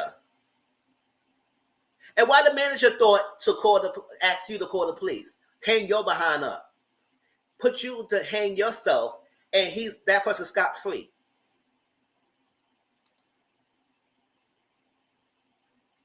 And a black lady there in the background saying, good job.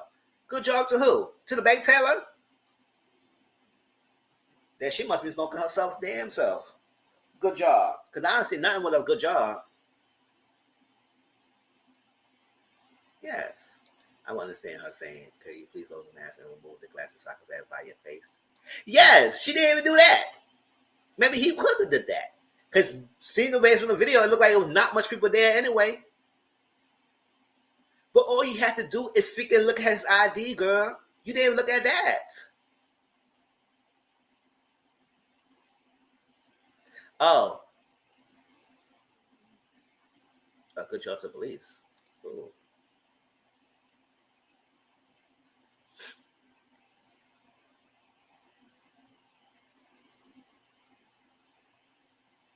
Yes. It had to be discreet.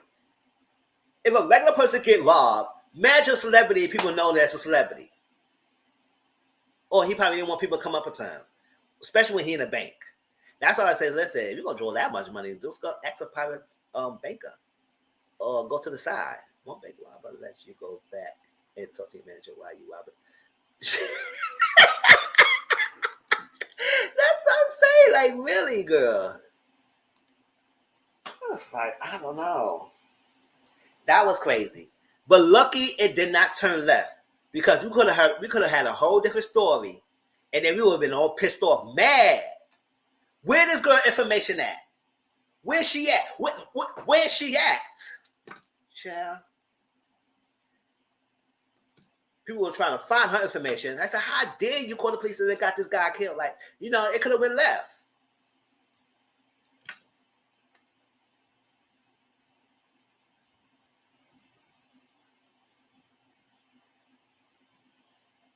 Because he didn't want to drag attention to himself.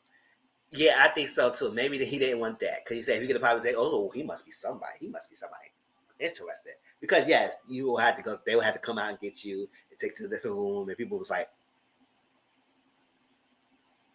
he got money. Guys, give it to him. He got money. And you don't want that. So it's not laughing matter, but damn, you gotta laugh at sometimes. Like, gosh. But that was that. I was like, that was crazy. Glad it didn't go left. Glad they let him go after they really through this thing out. And I'm just upset that they had to detain him like that, but I guess that's protocol or whatever. But it was too much. I mean, hope she get more training if she's still working there or not, because that was too much.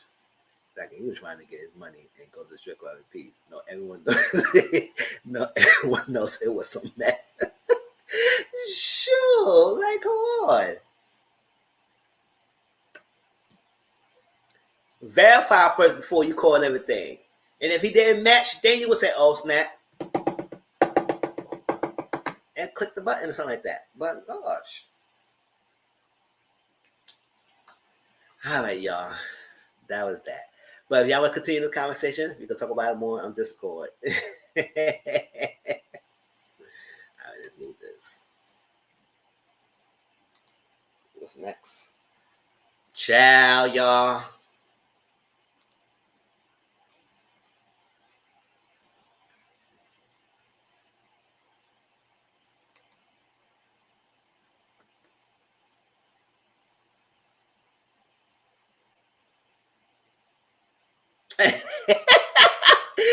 The lady when the police officer was walking him out, I want to jump in a video and popping him out. He said, what you did call the police for, girl? Girl, why you call the police for? Like, really? But I did was her. I did the manager to her. That's why I said, why they keep hanging the freaking girl and not the manager? Yes. And if she wanted to be sneaky, she said, oh, why you Coogler? Girl, that's why you yeah, okay, I got you. But she didn't do all that. Now, granted, I have my fair share of meeting celebrities, and I kept myself professional. I said, okay, what service you need? Okay, whatever. Because I know I work in the hospitality field, build a service. So I had a couple of celebrities come in there and say, want to go to the room, go visit someone and everything. Kept it cute. I could have went out and oh my gosh! Ah! No, I ain't doing that. Just keep it cute and everything. I mean, keep the memory here. But going acting all stuff crazy and stuff like that, losing all protocols, losing your job, and losing all senses of your job and abilities and stuff that you're supposed to be doing. Call the tenant, let him know this person's coming up, go with this or this, whatever. The tenant call you beforehand and say, send the guests up, everything. I say, gosh. But yeah, girl, you gotta keep professional. And she just went, her training went out the window. I don't know what happened. All right, y'all. Next, Stevie J.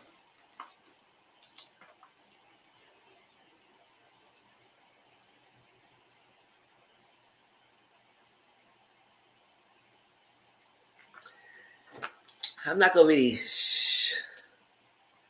Atlanta has tons of non-celebrity millionaires, so his name shouldn't matter. What does his bank account look like? Can he afford to take the money out? Let the man have his money. That's what I say. Let him have his money. Let him have his money, girl. Yeah, you doing all this. Let him have his money. Let's see. I got a picture. Let's see.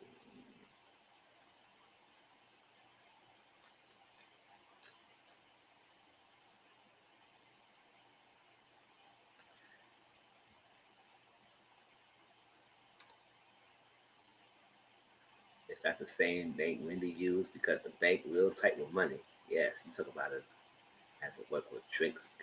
Yes, that's what I'm saying. Like, girl. Now I know he would never try to go to that bank again. 155. Dirty. All right, y'all. So Stevie J. I ain't gonna show the video because the interview. Let me see if I can find the interview. If I can find the interview, I could probably share it to y'all. Let me go that real quick. Let me share the interview. If y'all want to watch it or not, we can talk about it. Ooh, I'm sharing something? No, I'm sharing nothing.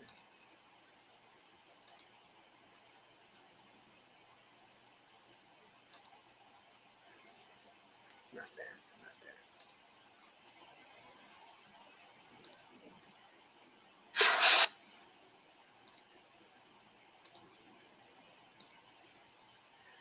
So while we talking, if you want to watch the interview, you can while we talking about it.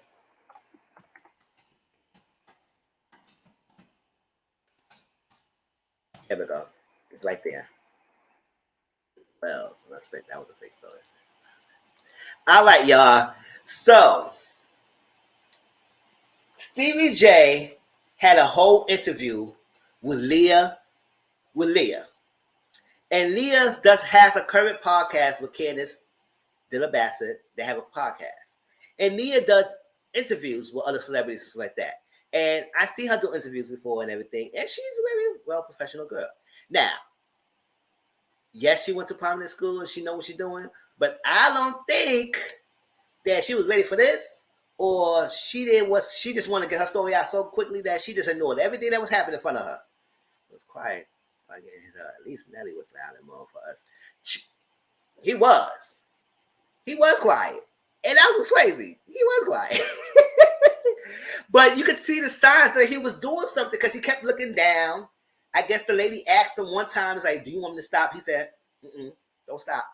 First of all, if you saw the interview, if y'all click the link now, if y'all saw the interview, you could clearly see he was under influence. I'm not going to... He showed the alcohol bottle. I'm going to say he was under alcohol. He was drinking. He was under influence. He did say he was so into Dilly Villa. I said, oh. Tracy said it. No matter what, it's so in there for Diddy. I don't know what's going on here, but he was under influence. Sure. Yes, he did said that. And at some point in this video, you heard slurping too. You heard it. She saw the hand. First of all, why are you doing an interview with him laying on the bed? That's one thing, point blank, period. I know, granted, a lot of interviews they're done in the house, but he had no shirt on. Well, you know, he always like, I have a shirt on. No shirt on, doing an interview, laying on the bed. Not sitting up on the bed, not like he had like this and the computer in front of him, or like that, had a shirt on like that. He was laying in the bed, naked.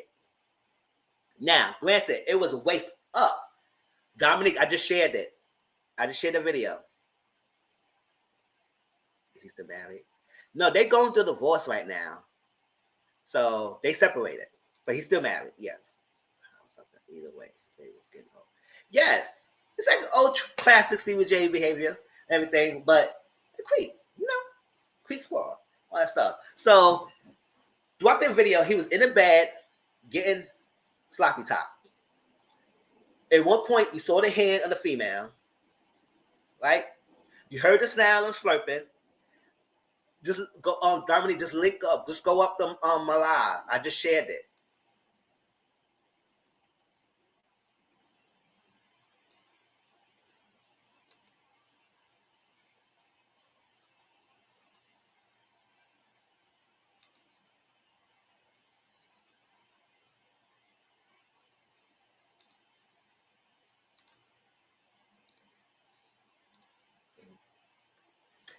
Yeah.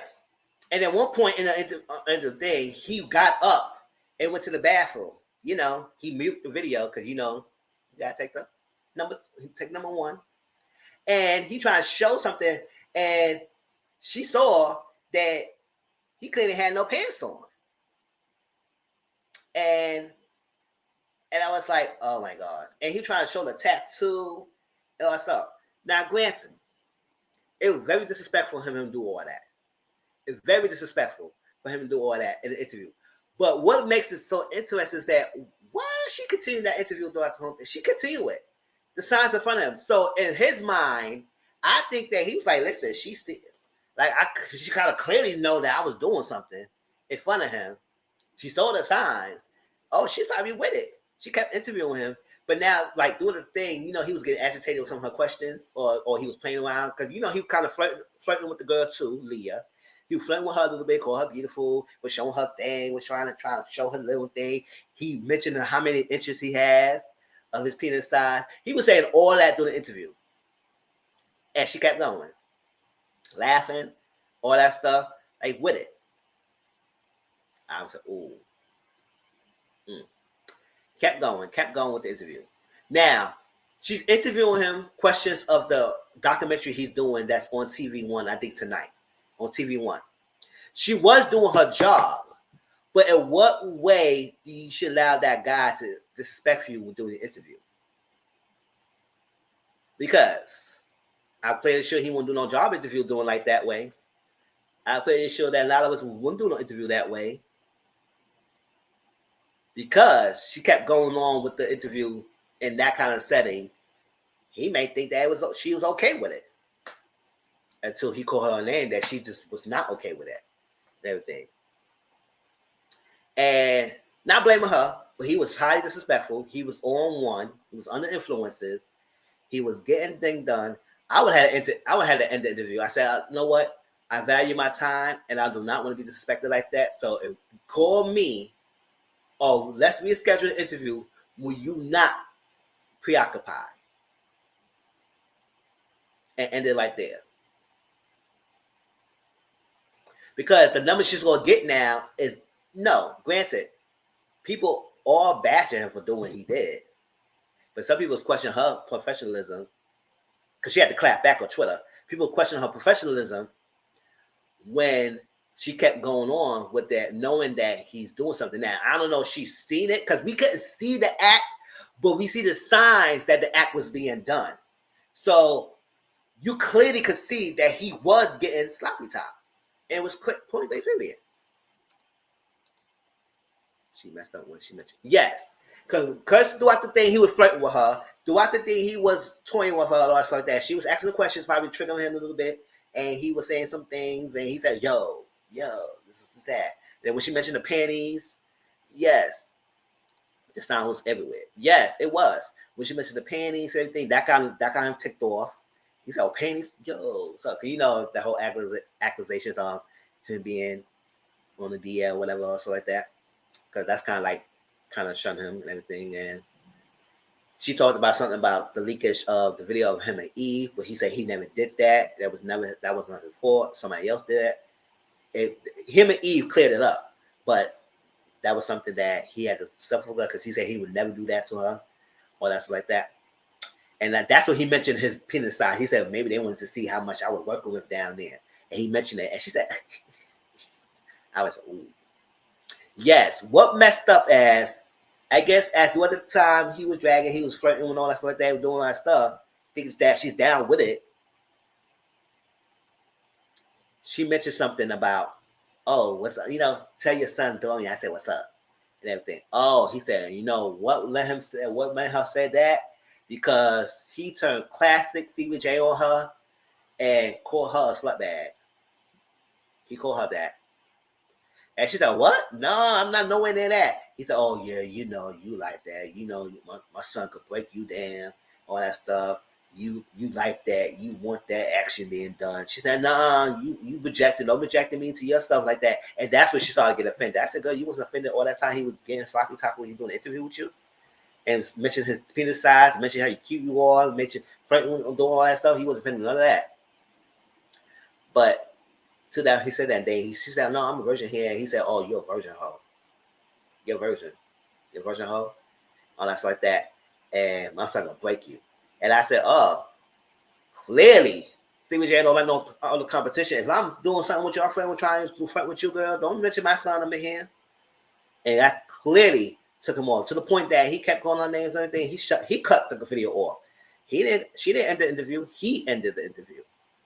And I said, oh, that hit the nerve, Leah, when you mentioned his son. But Stevie J was rude and disrespectful in doing that. Point blank, period. Period. He was. And I didn't like that. And I wish she would have ended that interview. Now, whether she wanted to continue on, that's on her.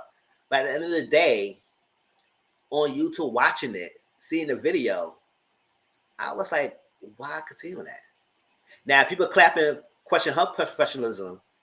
And she said, no, I went to a prominent high journalistic school. I know what it is and all that stuff like that. Yep. What's a virgin though? That's what I'm saying. I guess he's saying that he wanted people. I guess he's thinking that, oh, ladies claim their versions, know they're not versions, and they freaky deaky. What's up with his son? Dorian is a cute little guy and everything, kind of split image of his son. But I was like, Stevie J, I'm a prom snack right here. Don't mention my son. I would have continued the interview, but I'm messy at heart, right? I would have probably ended the interview. I said, listen, come on, we can't go get the personal calls because everybody's going to be focused on him getting the act than what he was saying. Now, the TV One interview is airing tonight on TV One if y'all want to see it. Eventually, we're going to go on social media. So you just got to wait to get it on social media. People will upload it or us like that. But are we surprised? Stevie J never shows respect to women. He called his wife a B online, didn't he? No, that's what I'm saying. Classic Stevie J, this is a classic example of what he does. So the fact that he was doing this to a woman interviewer throughout the whole live, flirting with her, saying his D side, saying all this like that and everything, until she mentioned something that he flipped on her, called her slut back. He classic Stevie J. And that he was on influence of the alcohol, on the villa, Diddy Villa, having a good time. I like living my life. See you later, bro. And everything. Having a good time. And she just continued on. So it was kind of classic rude. And we couldn't expect anything different from him. You couldn't expect. And I said, he was. Yeah, straight. He was. You could clearly see in the interview. You could clearly see the interview he was on one. And he was trying to recover again his thing. So that's what I said. I would never go to that route. Because she showed the alcohol bottle, I'm going to say he was drinking alcohol. That's all I'm going to say. And she said to apply CB2O for her on to care. Yeah.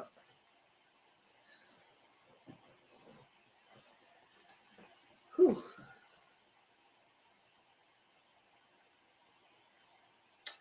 Instagram Live? No.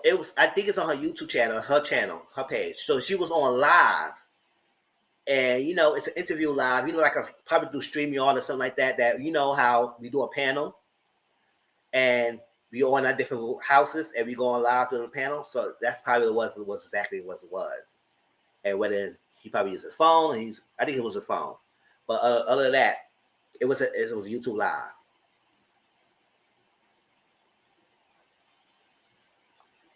And that's what happened.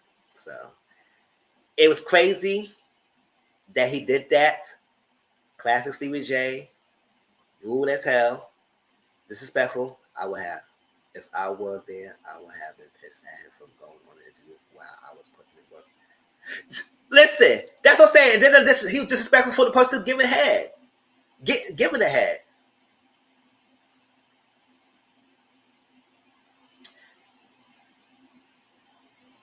Maybe she did Instagram. No, I think it was on her YouTube page. So I don't know if she did Instagram or not. I think it was on YouTube. I said YouTube live. And I was like, hold up. Because I know most of us, like, if we was private and we was doing some act and the person decided to pick up the phone or video chat someone while you doing something, I said, can you pay attention or you will stop? Sure. Because we're not doing this. You will stop. Unless you want to be freaky deaky one day. And while he playing the game or something like that, he said, look, focus on the game. Let me give you something. And then after a while, he couldn't focus and y'all start freaking. But that's not one of those type of things. He had a whole lot of interview. Like, he was waiting for Occupy. I was like, child, I'm not going to public. Good thing you didn't see her face. But hell no. I'm not doing an interview and give somebody floppy top or something. And I'm in a live interview. Because that's disrespecting you. Your stuff, your image of brand, but people know who he is. Like, listen, whatever. He might get some little backlash about it, but then people say, oh, that's Stevie J. We all know that. But it's still rude. What's her angle for putting out there and doing this, whatever she needs to do to get this story out there? All that stuff. So, it was crazy. So, that's it for Stevie J. We got one more story to talk about. Royce Reed. And then we'll be ending the live. Let's see. Always ratchet for real, right, Tracy? So she is currently in psych ward at Coogler. What's very concerning is that there was a note attached to his paperwork today saying that he's at risk of self-harm. Child.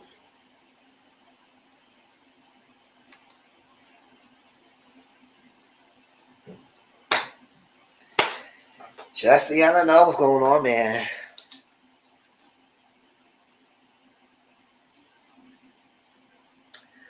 But that's that, y'all. So we'll see. Because she said, if y'all follow her podcast, she said she will talk about that with Candace on her podcast. So if y'all get it, y'all let me know what she said, because I don't have my podcast. I don't follow it. It's Leah Henry. That's the name of the interview. Leah Henry. All right, the last story we'll talk about is Royce Reed.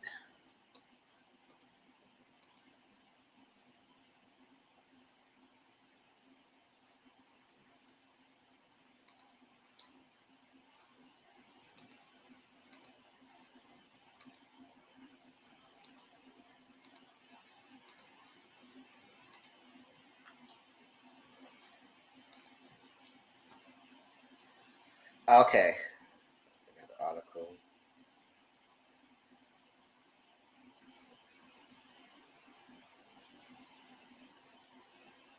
Oh, I got it. Yeah.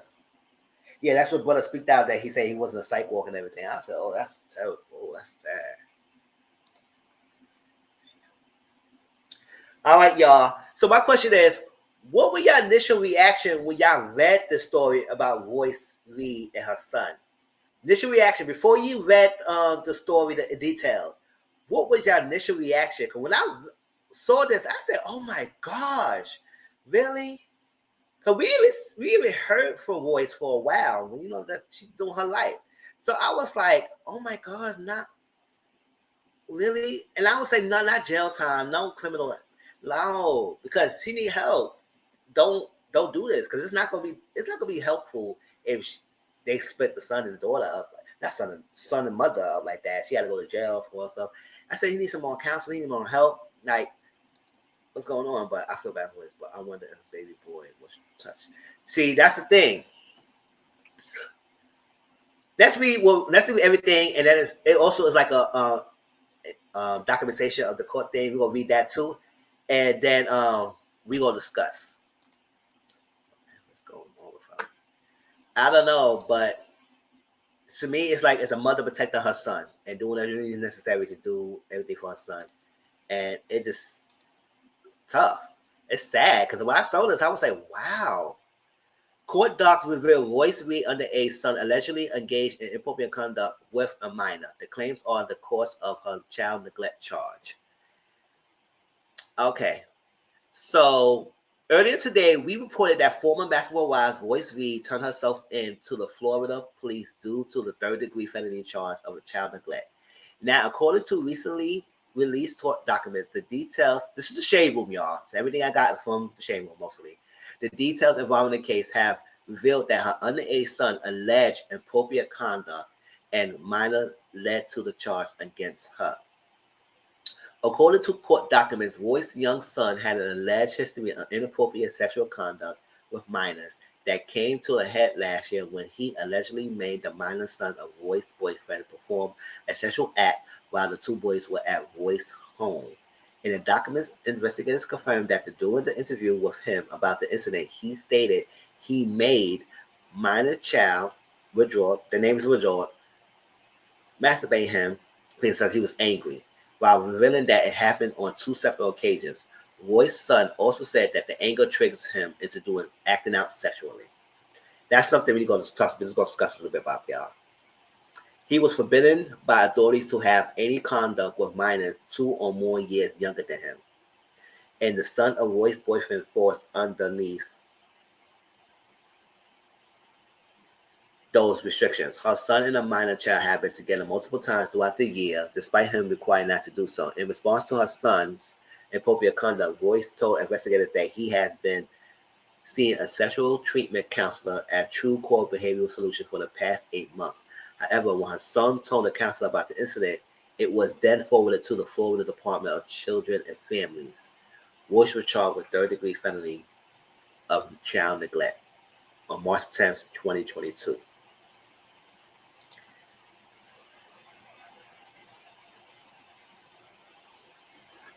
Let me see what your initial said. I like Royce. How old's her son?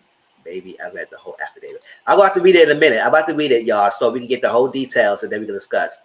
14. Let me see what your initial saying. 13. He is 14 now. I'm glad she did the right thing reported, but those poor boys, yes. Oh, no. Blame Royce 100% once.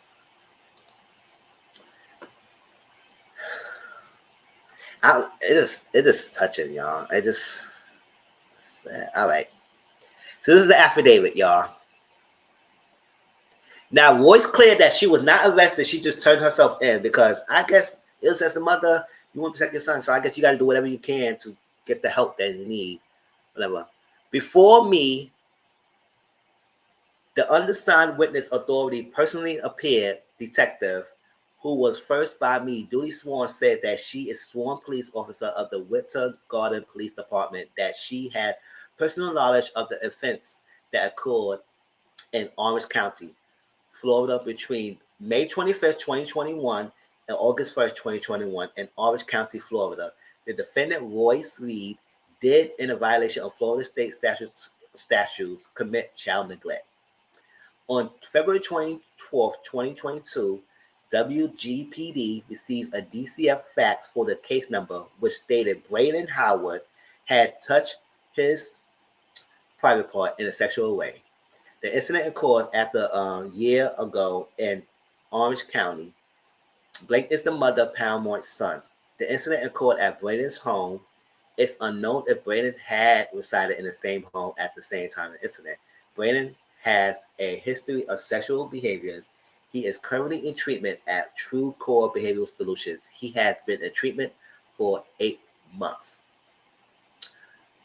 Officer Chamberlain responded to Brandon's residence where he's met with Brandon's mother, Royce Reed. Royce stated it's the son of her boyfriend, and they both resided in Summerport. She explained Brady recently reviewed new information about a sexual incident between the two boys that occurred approximately 1 year ago. Royce noticed her son's sexual treatment counselor, who was in turn contacted DCF. Officer Chamberlain obtained some contact information for DCF investigator Christina Etler, also arrived and obtained the same information. No law enforcement interview was conducted by any juveniles at the time. I mentioned CPI Etler and told her she did not have an authorization to interview Braden due to his being an open and ongoing criminal investigation. However, she had already spoken with Braden, who admitted he had sexual assault or molested, stated it happened at least 2 times. He said that he may masturbate me because I was angry at him. Said he believes anger triggers him into acting out sexually. He further said the incident occurred before he went into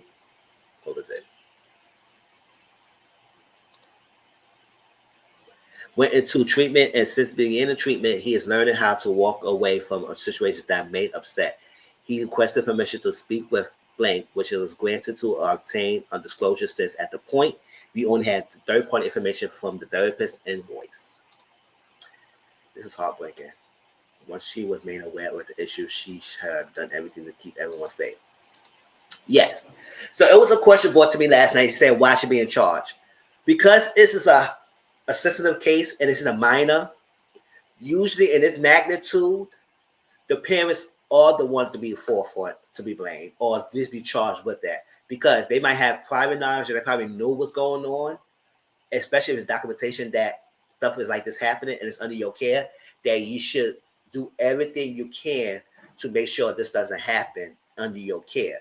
And because it did happen under her care, she was charged of child neglect because she willingly knowing had someone under the preference for her son when it clearly shouldn't have happened. So normally in this cases, the parents are looked at because it's child thing. Just like in school, when your child act up or something like that happened, the parents are the one looked at and see what's going on. And then they continue on whatever. Because it's a tricky situation handling with juveniles and minors. not juveniles. I want to say that minors. It is very touchy and tricky. So you got air and cautious dealing with this type of stuff. So the parents usually looked at. Sure. See, this is why a parent, I'm nervous about sleepovers. Yes. Once they release his name, who named? And Royce had the primary custody, right? Because it was a question brought last night. So why the father is not put in question and why he's not around? I don't think the father is around, or he's an absentee father.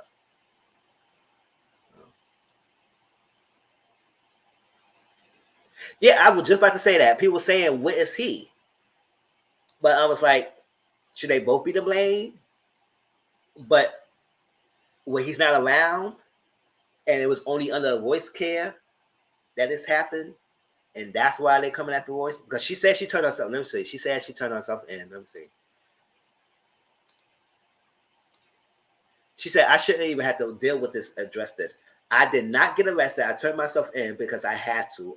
Talked to my attorney, asked her for the picture. I was scared and was crying like a baby the whole time. I'm not about that life, but I did it, and we're going to get through this. Yes, I think he's an absent father. That's why he's probably not involved, because he's not around, so it's all falls on her. Yes, I heard that too, that he made a video. Okay. We had to explore why he's angry at his father, why he hates his father. What happened? Because he's not there, or what? And also, we had to explore, I mean, we can't go too deep, but we got to explore why he acts out sexually when he's angry. Did something happen to him, which is not our business, but we had to further. Did something happen to Royce's son that made him act that way? And that's where he had to go to counselors and think of ways to how to handle his anger. Because his anger is his core of a lot of his issues going on, and he's acting out in a sexual way. Is that if something happened to him, allegedly, that make him did that way? Because usually children don't act out until something doesn't happen to them. And you have to look at the signs. So what happened to him? And under who care and what done? And it's not our business. So it's all works and family to see what's going on. So what happened to the boy that made him act out this way? And if it was documentation that it shouldn't have anyone near him who's 2 years older and younger than him, closest proximity of his age, because you had a boyfriend of Royce had a boyfriend who has a son and close to his son's age, and knowing that this is a stipulation, they should have been close together or not interacting with each other at all. It is sad, but I don't feel like I would say this. Yes, she has suffered consequences, but I think jail time. It is me as a person who might have nephews and nephews like that, or y'all might have parents, feel that it will probably be more harmful if we split them apart and then help her in more help and do treatment somewhere else, or not take them to jail, something like that. Something of treatment to make them successful in the past or in the future, and have his mom right there by his side and helping him in the process. But I do understand stuff needs to be done because it's lawful, and she was neglected and something like that. So it is a tough situation. It is very tough. And I just heard that she could possibly be going to jail for this. Or, whatever reason, separating apart and everything. And hopefully they continue his treatment of getting help. It hurts me to say this, but parents need to start being held to the highest extent of the law when their kids are sexually assaulted adult kids. I want to know, was baby boy touched? Why does he resort to sexual abuse when yes, and that's the thing. That's something they had to explore that. What led him to that? What happened? Because they just don't act that way just to act that way. What happened? And how long ago was that? That was his own allegation. Didn't he put a gag on her voice when he was on the show? Yes, because she couldn't talk about it. She couldn't talk about it and say his name and nothing like that. Yep. Didn't voice report it. So it's so much to unpack here.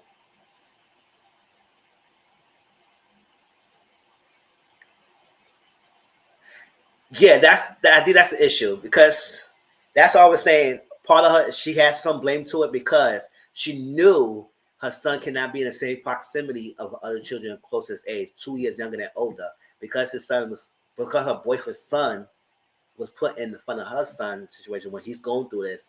Maybe you would say, listen, I know she didn't want to, she feels scared that he would put away, but at the same time, Royce, your son is going through things and you gotta be there 100% and protect him every step on the way and not put in a position that gonna make you responsible for what's happening. And this is exactly what's happening. So no matter who that boyfriend was, you have to be honest with him and say, listen, I know it's tough, but your son cannot be near my son until we get this on the wraps. And Tracy Wright, as a parent. So yes, it's hurtful, and I do understand that something may be done, but also I also feel like since he's so young and everything, we should continue more into getting him help.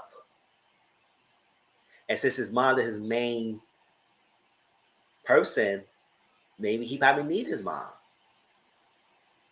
It's like that. But yes, his someone knows your child has this problem and they didn't tell me and they put my child in this position to be taking advantage of. I would put the brakes off of her. And that's your right as a parent. Because I said you should have let me know.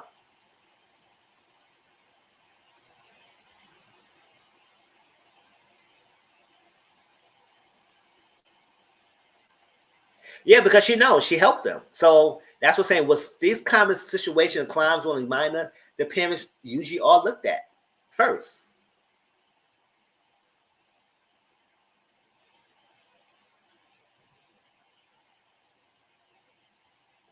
Did the boyfriend know about Roy's son? And that's all I know. I don't think she did. I don't think he knew. I don't know. We don't have every details. I mean, the only way we will find out if he speaks out. But then again, I think he would have protected his son, and of course as well, because this stuff happened. His son did something to her son, and it was forceful and everything. So now he got to make sure his son is okay.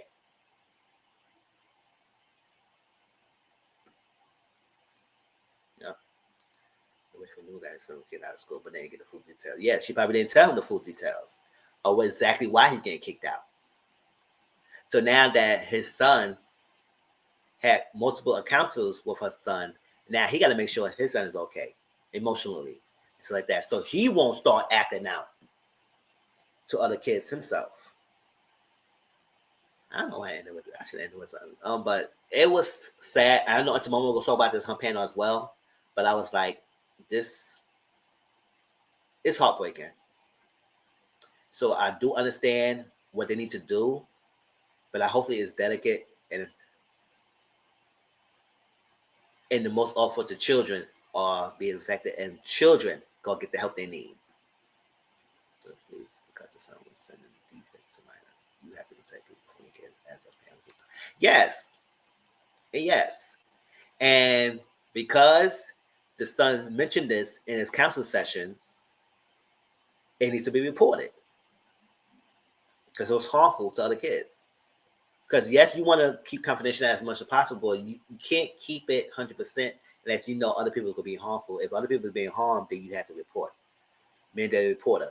Me as a school counselor, when I was doing school counseling, if I was working in school, I'm a mandated reporter. Well, lucky I'm not in school. I'm not in school right now, but going through that, I had to be a mandated reporter. So stuff like that, you have to report. So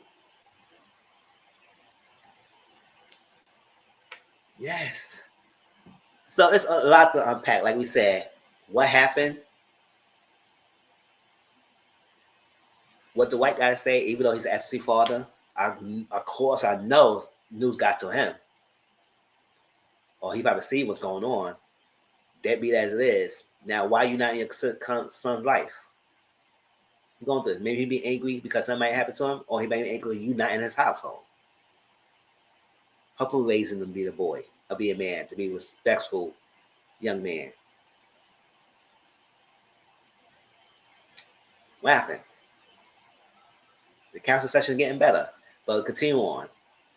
Isolate the son for other people. Work on that.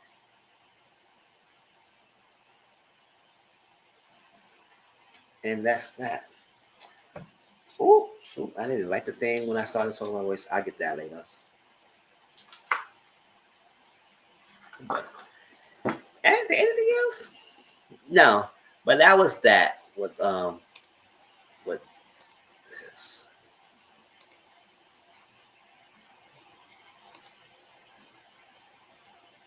Just praying to the family. Just praying to everyone involved. And see what's going on. Maybe I get updates. This happened to the boys before he started treatment.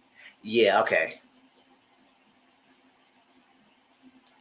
Yeah, he's getting better now, but yeah, this probably happened before he started treatment, and that's what he aired this out in the treatment when he was doing counseling.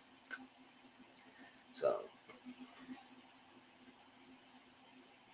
because he's revealed that, I guess she felt like she had to report it, whether it happened before or during the treatment. It is, like I said, it is a whole touchy situation. But I think she could have probably done a better job protecting her son in all course. Even if your son got to protect your son from other people, you got to do that as much as possible as well. And that has happened, so we'll see we'll see what's going on if they give us more updates. Or apparently we really have to need to know this, but Shade Room and everything post stories out there, so we can give us opinions about it. And this is just like, whoa. So now I got people think about all situations and stuff like that. That's why you gotta be careful. You gotta be careful. Watch signs, watch things. That's why I don't understand why some parents don't want to have kids go to sleepovers, like Empress said, and everything. Because, and I know Tracy's been shared to me that her parents didn't want her to do sleepovers because she understands, don't know why. I mean, yes, stuff like this happens. It's like you don't know, and it's scary. It's scary. You don't know. But you don't trust the timestamp option YouTube was. Because I write it down. So I don't know if YouTube does it automatically. I know they have a function, but I write it down. That's why I'll go back to and write the time down and put the timestamps. Because I know they have it, but they don't do it to all videos. I wish they do, because when you talk about different topics like this, they should be timestamp and stuff. Well, yeah. But yes, y'all, that was everything I discussed. I mean, if y'all have more things to say, feel free to continue talking like that till we get off before it, because we got some time. Auntie Momo channel is like 8:30, so give a little bit more time before I close this live out. If you had anything else to discuss about it,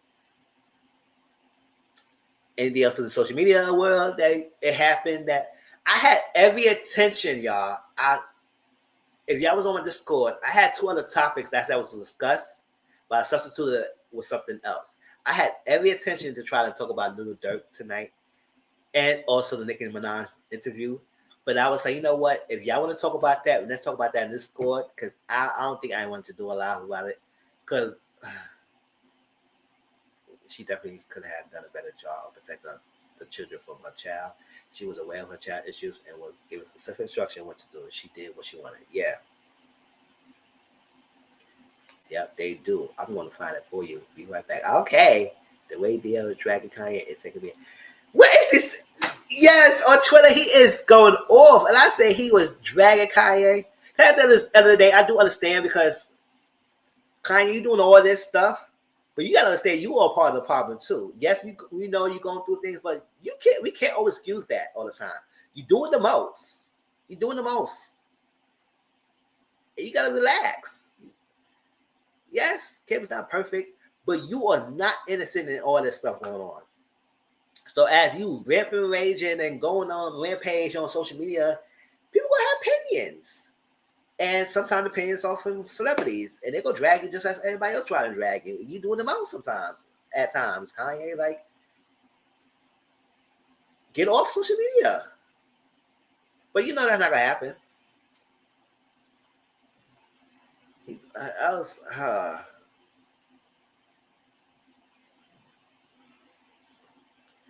would not. He would not.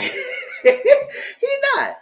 if Hughley don't play that, sure, he would not win this fight. And he just take this L and relax. You're doing the most. And going back and forth with someone, no.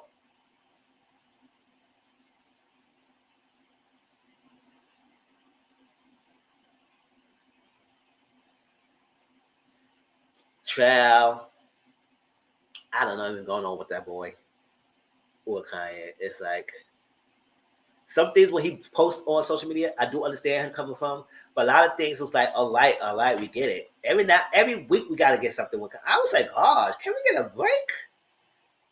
And that DL said to get over how he knew his daughter was harmed, and he was cool with the one who did it, and how he said he was happy with his son. Oh.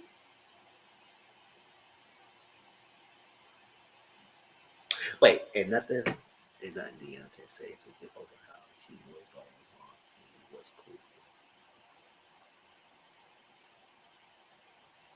Oh, so you talk about this what happened to DL family?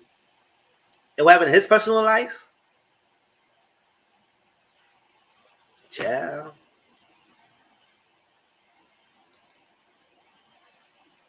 I don't know about, because like I said, I don't follow DL Hughley like that. I don't know what's going on.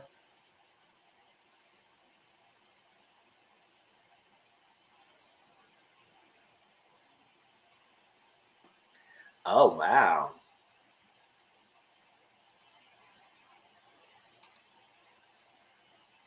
In regards to Kanye and parts of his, it's because he was protected divorce to North. But yes. Well, North got on TikTok, he was his rabbit mind. Which I kind of understand a little bit where he was coming from. But then again, gosh, boy. That daughter was born in the family of y'all being social media guru. So y'all want her to be on social media, y'all should just stop being on social media. But you know, that ain't gonna happen. This would be okay.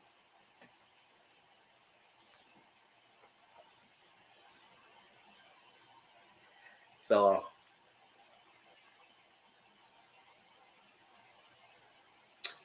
yes, let me see. The other part of it is to help cover up the fact that they was going to have to testify in a Black China case, and that is Black China will take Child. Let's move on to TikTok. Oh, right, she don't get one. That's what I'm saying. Because her parents are not on social media like that. Because they don't play that. And you got some evil people on social media who try to vultures coming after your child like that. I don't know. They use it to promote their brand. Black China. She broke down a whole history of Black China Tiger and Kylie Rob Square in 4 or 5 lines. Well, no kids should be on social media, especially Black. For real. Not this, especially not this figure. Social media does not really kid proof. Hell to no. You got to monitor that. You're not doing no TikTok. You're not doing no Instagram. You're not doing no Twitter. None of that.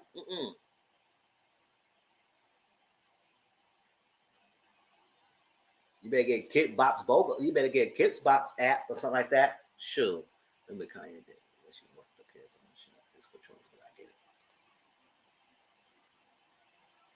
it. Is it controlling or protecting?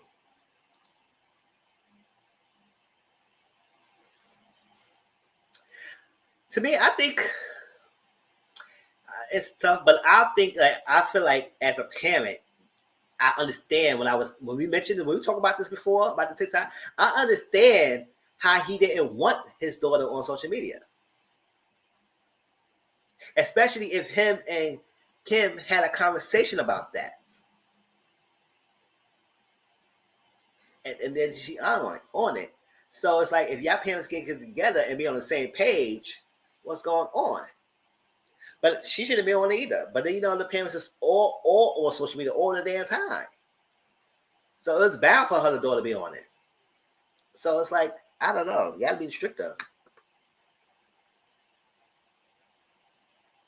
Did not want them on anything. She agreed. That family is. That's what I'm saying. If they had a conversation and she agreed with that, and then all of a sudden she's on it, I understand why he's flipping out. Granted, He is doing a lot most of the other things, but I do understand that part of it. If we both agree as parents, and then I see my daughter on it, I say, what we doing? Like now you disrespecting me, like you say, oh whatever, you're in my house, whatever, you can do it. No. And then you see the nasty comments of people putting on. I said no. My son didn't get on social media until he was 14, and we had to have many conversations about it because kids are careless and take people say, yes. So I did not come when he was on the rip ranging about that. Because I probably was on his side about that. I said, no. So I'm trying to show why they should be open. That's what I'm saying. And it's not controlled. It's not really controlled. Because I watch TikTok because I like to watch the videos. I don't post any videos on there. I don't got time for all that. But I just want to watch videos. But maybe that's not kids friendly at all. They better have a kid talk. Go all day. Yes. Imagine being a celebrity. And it's 100% worse being a celebrity kid and being on social media. So you got to add extra caution of doing things. Because people don't have no lives. So they kind of, like, they are kind of, in reality, fantasizing being in your shoes. So if they allow you to do social media and the access to you do social media, they're gonna do whatever they can to get access to and who you are. If your kids on it, they're gonna get through the kids too. People are vultures, and listen, can't do that. That's why I say, even me as an adult, I'm careful what I post and what I do and who I interact with. I can't have that.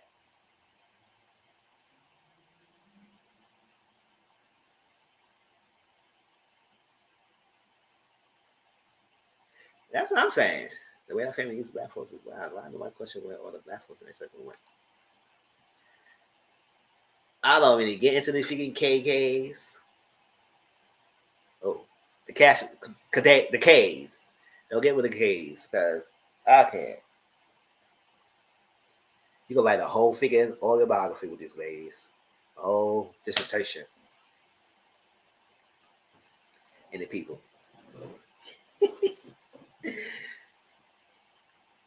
But yes, parents, you gotta be careful. Doing things, doing that. Protect the black women, hold black men accountable. It's a lot going on. Unpack. Like I had every intention to talk about Little Dirk. But when he said that he don't want to wife anybody who got a high body count and they pass around. So I said, oh, you'll pass around yourself? You gotta figure all these kids, about 3 or 4 baby mamas, and you're passing around yourself. But yet the woman gotta be more close to pure to deal with your freaking dirty antics, and they will be wifey material because their body count is not high enough. It's good for you. But if you leave them, you is added to their body count. So the next person who think like you, go treat them trash or don't want to wife them because their body count is not is high. So that woman can experience sexuality. The man can and have all this, but you can't. I have everything to talk about. You can talk about this score, y'all. Shoot. Yeah, Little Dirk. I mean, I don't know about him, but he had this little rant. And a bunch of wolves said, oh, yeah, see, this is how I mess with him. I said, no, shut up. You want the woman to be closer in experience in the sexual world because they're good enough to be pure and virgin-like to be with you because they don't have a high body count. That's where you like her. You didn't say nothing else about anything else because she had a low body count. That's why I like her. And I don't want to deal with no pass arounds. But you got all these kids, so you'll pass around. Should their husband you?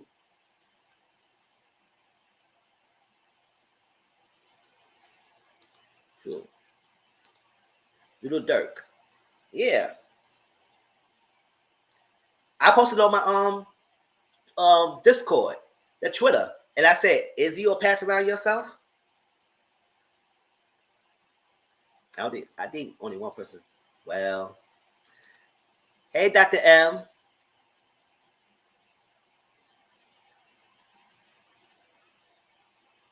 You should go about heavy hands. If you're gonna judge women, like I said, I'm all for a woman having exploited sexuality, doing things like that. Doesn't define their character. Doesn't define who they are. It's like that. The history of beauty standards and values are based on a 14-year-old girl. So, ain't that something?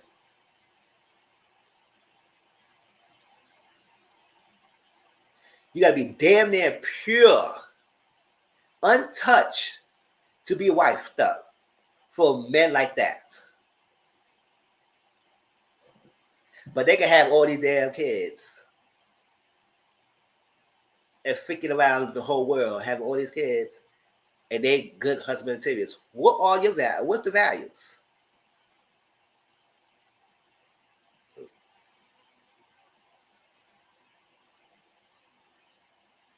All right, I had to make sure husband had an Eddie slept with family. That's what I'm saying. A YouTube studio under settings, upload defaults, advanced settings, check that box that allows automatic chapters. Okay, I'll check that out. Because I'll be writing it myself. And I said, Lord, I'll be tired sometimes.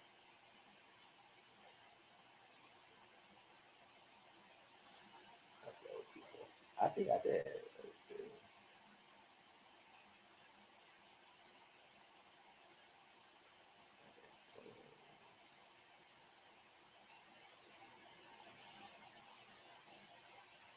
Automatic chapters.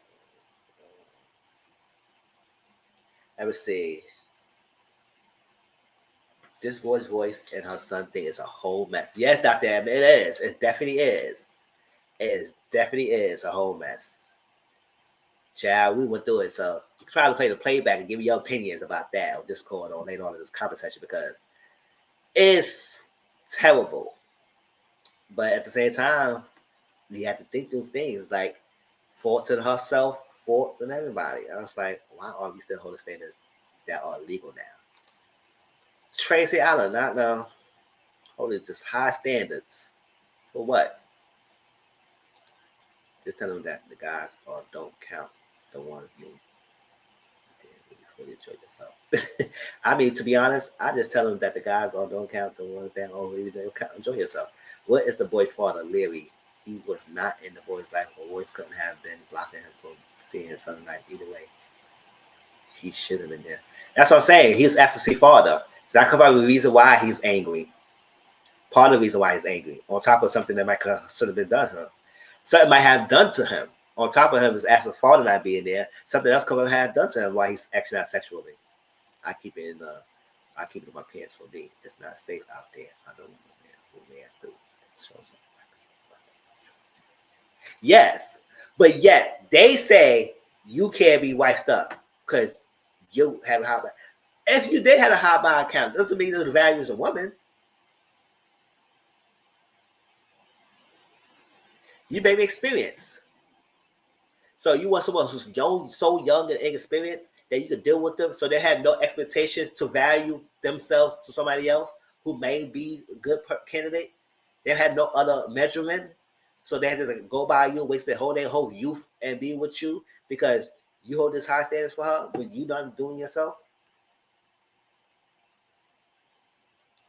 The boys must have been abused and needs intensity, but even that now, I don't think he will have a normal life. Yes. They wouldn't. Because stuff like that. They both could get better adjusting into coping with things, but it needs to start now and continue on going. Don't stop it.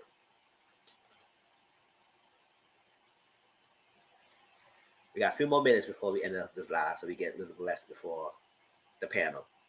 Then Dwight should not be complaining about how his son turned out. That's why he's angry.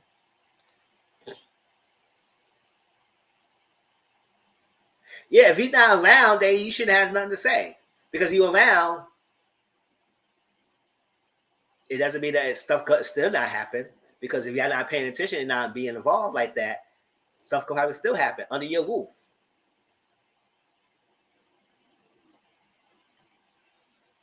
But don't have nothing to say and don't say anything when you wasn't there.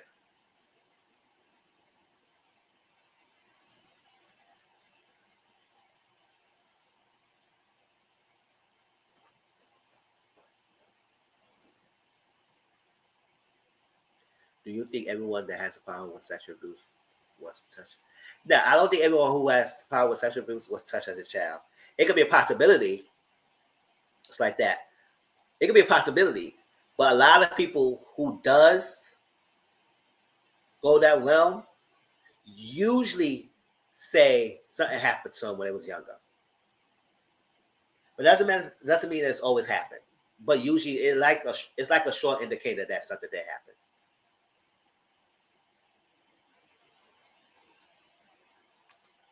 But it's not 100% means that they was touching when they're young.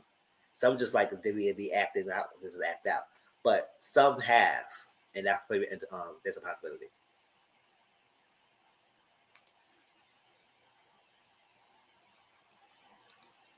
Yeah, it's a possibility. Yes. I like these conversations, y'all. But yeah. Anything else? In the Nicki Minaj thing, we can talk about that at Discord, but it was a bunch of long things for nothing. I mean, some of the things that she mentioned, that the first thing that we all probably understand and probably knew that she got, she admitted that she has her butt shots, which we all kind of knew because it kind of blew up out of nowhere, everything. And I don't think she went to the reputable doctor either. She just went to the regular person who did the shots and everything. And then part of it because there's in the studio and a bunch of men sitting around joking about her body and saying she ain't got no big butt and she had big booty muses in the freaking studio, and not knowing that she may have some insecurities about that. That's what she just went on and got it. But then they're not really blaming them either. She kind of said they was joking about it, but then wasn't really upset about it either. I was like, oh, so you can take them or not. They was part of the reason why you probably got the thing. But okay. That's one thing that she mentioned that was interesting. Another thing that she mentioned about the influences of the culture and things, and how she probably was heavily influenced by Foxy more than what we all thought it was.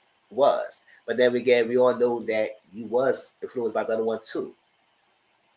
Whether you say that she should be on American Vogue and she was a trendsetter, you said that. There's a couple of things, but the interview was long. She did it with Joe Budden, which I was kind of like, why Joe Budden and other people? Why it could have been somebody else? But this is what it is. She did that. It was a long, but when you get close to the end, it kept going like, there's a wah. I was like, okay, what are we talking about? Nicki Minaj. Yeah, she did an interview with Joe Budden. And she said a lot of things. She said how she proud to be a mother, how she had a lot of this block, how the industry, the music, and rappers, we do have the responsibility of being role models, because whether we like it or not, we are. And how sometimes we may rap with things that we might not live through, but we do know the young generation look up to what we talk about, so they may act up because they're close to being part of your life, even though you're not part of that life. Talk about a lot of things. Talk about how when she started setting trends, people were following her trends and they was giving her props. But then she said she wasn't about props, but she kept saying it's about props. I said, girl, you talk about people giving you props, but they say it was not about props. I said, what is it? Is it about the props or not props? Like, I was like, it was a lot she was saying, but then it was a bunch of repeating things as well. And black culture being about fashion. She talked about that, how she started the trend with the long black hairstyle. You know, you bitches can't stand Park. I want Park. You can't even spell Park. You remember that with the long black hair? She said, "Start people following that." At that time when she was in her prime, yes, we cannot take away from her. She accomplished a lot. She was in her prime. She was the only rapper right now. She probably influenced people later on and everything. But you say he was heavily influenced by Foxy, but not as the other person. We know you probably bad off because you was not the only person who started the color hair wigs. Now you was doing the pink wig a lot, but you wasn't the only one who started that. So it was kind of like shade.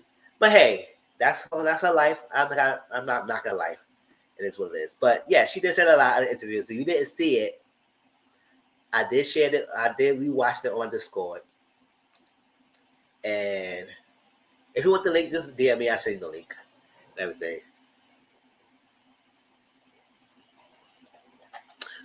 But y'all, that was it. Like I said, we could discuss more tonight on my Discord if y'all had it. But this was a great live. I appreciate y'all commenting. Appreciate y'all thoughts. Everything is happening. I mean, it was a bunch of high, lows, and everything. Oh, yes.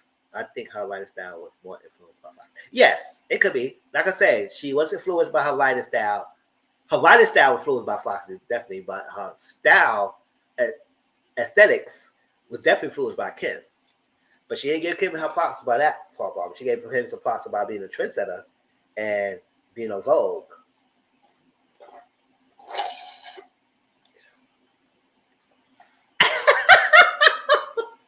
Trimbaka, right? That. But thank you, y'all, for coming in. I think Foxy doesn't get as much credit as she does. Yeah, like I said, yeah. She paid her way. She did what she did at the time. Not her accomplishments and everything. But Onika, you for real. You was influenced by these ladies. By both of them. But as much as she's trying to deny that she was not influenced by both, she was. But okay, girl, nigga, just say it. Girl, you was influenced. And you can tell she's very male identified. She's very male identified. Yeah, we're 40 now. She needs a new interest. Michelle. Yeah.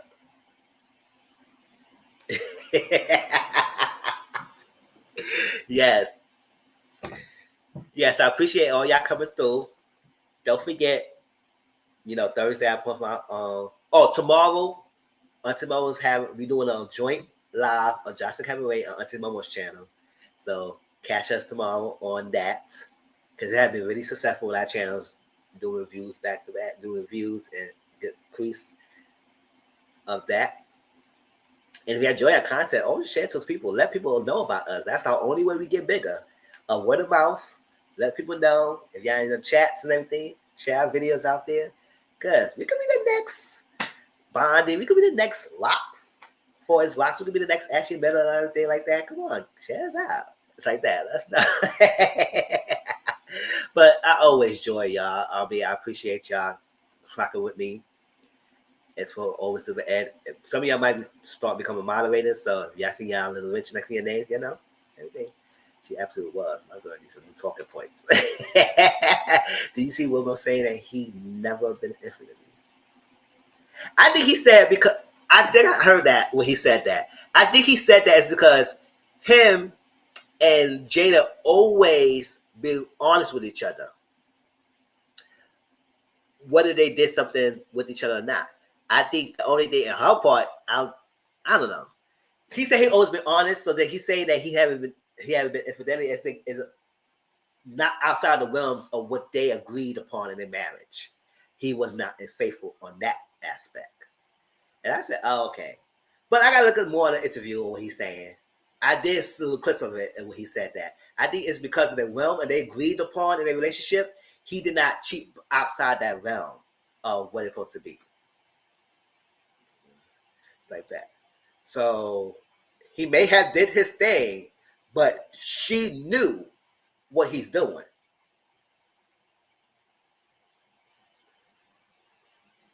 And it's vice versa. He probably knew what she was doing. That's why I didn't think he was upset about the August. I think the only thing he was probably upset about is that August opened his damn mouth. That's what happened.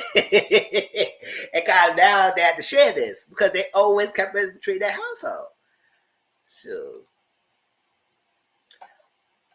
If you got the Logan link, let me see it. I gotta find it. But I did saw clips about that. I said, okay, maybe it's because literally he has a good handling. Oh, really? I believe he had this something. It's just that the people he dealt with, it's not saying nothing. And that's fine. And I know Jada know who he's messing with. That's why it's like they have an open communication with that. But anything besides that, I don't think he did anything outside the realms of what they agreed upon. I know the streets have been talking. Yeah. But we'll see, y'all. We'll see. We can talk about that more if we get more like at the video. It will give you an NDA. It said, let's have fun. Listen, I'm usually a person who don't say nothing. So if I'm doing something with you, I mean, I don't want to get sued. So I'll do the same thing. Let's have fun.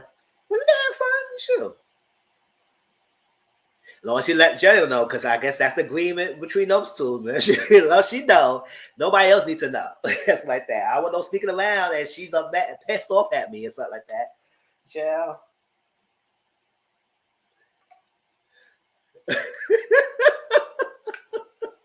I keep my mouth shut. Shoot, have access. You might get free trips. You might get things. You might, like, come on. Don't say nothing. And I'm not gonna smuggler, so nobody will bat an eye in my direction. Sure, I'm not high profile, I'm not high class.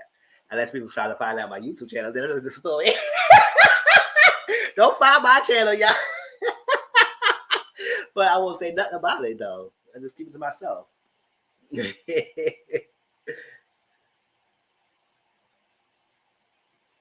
Sure. I haven't watched Bonnie in months. She's been doing videos, most of videos a day. Go ahead. Let's say if my schedule could work, I think I'm trying to get better. Try to do more videos. That's what I'm trying to do as much as I can, and not overwork myself between my job and this, and have my own personal time. I went to Sergeant Handbook. The old school style kitchen handbook, not the new school one. Because new schools, I don't know what they're doing. The old school doing this, and I'm single right now. So, as long as she know what the hell we doing, I'm fine. Just don't disrespect me, none of that. But I won't be saying no care packages and none of that stuff like that. I don't speak my mind. Be discreet about it. Get a room, get whatever. You doing all stuff. No pictures.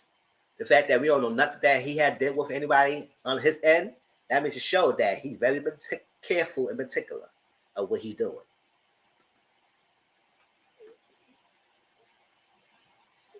Like that. Well, yes, let's get out of here and get a little rest before the next panel. And we got some topics. I know we're going to talk about the Royce tonight, and we're going to talk about the Justin update. Oh, yes, rest in peace of Tracy Braxton. We're going to talk about that on her panel, too. I was like, oh, my gosh, I love Tracy Braxton. She was one of my favorites. And to hear that, I was like, oh, my gosh. She's in heaven, an angel, looking down on us.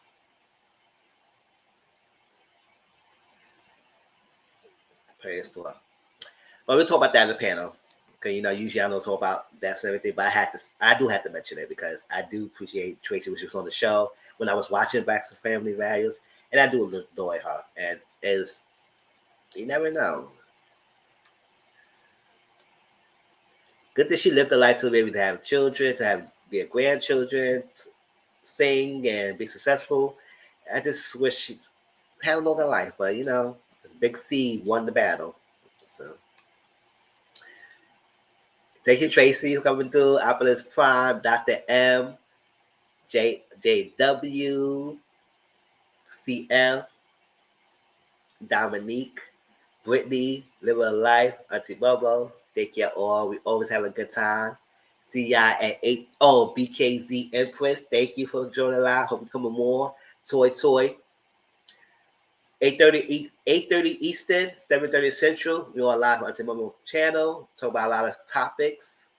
And let's see. I appreciate y'all. I love y'all. Thank you so much. Stay tuned for our review of tomorrow on Tomorrow channel of Jocelyn. Our caption reviews. Next Sunday, we will talk about Love and Marriage Huntsville and Love, Young, Famous, and African. It's on Netflix, so we will talk about that as well. Maybe the first 2 episodes.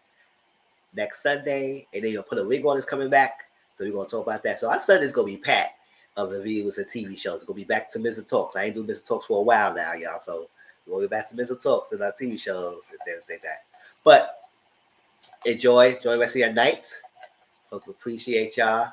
Be safe and everything. If y'all going to the Ultimate channel, see y'all there. One love. Peace out.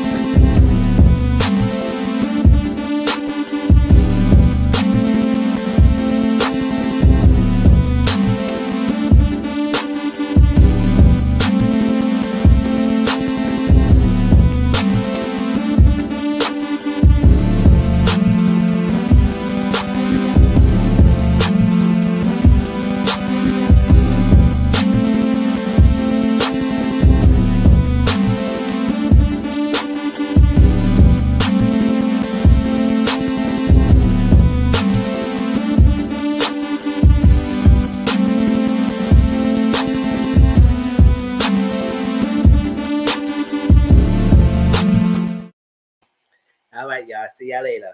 Peace.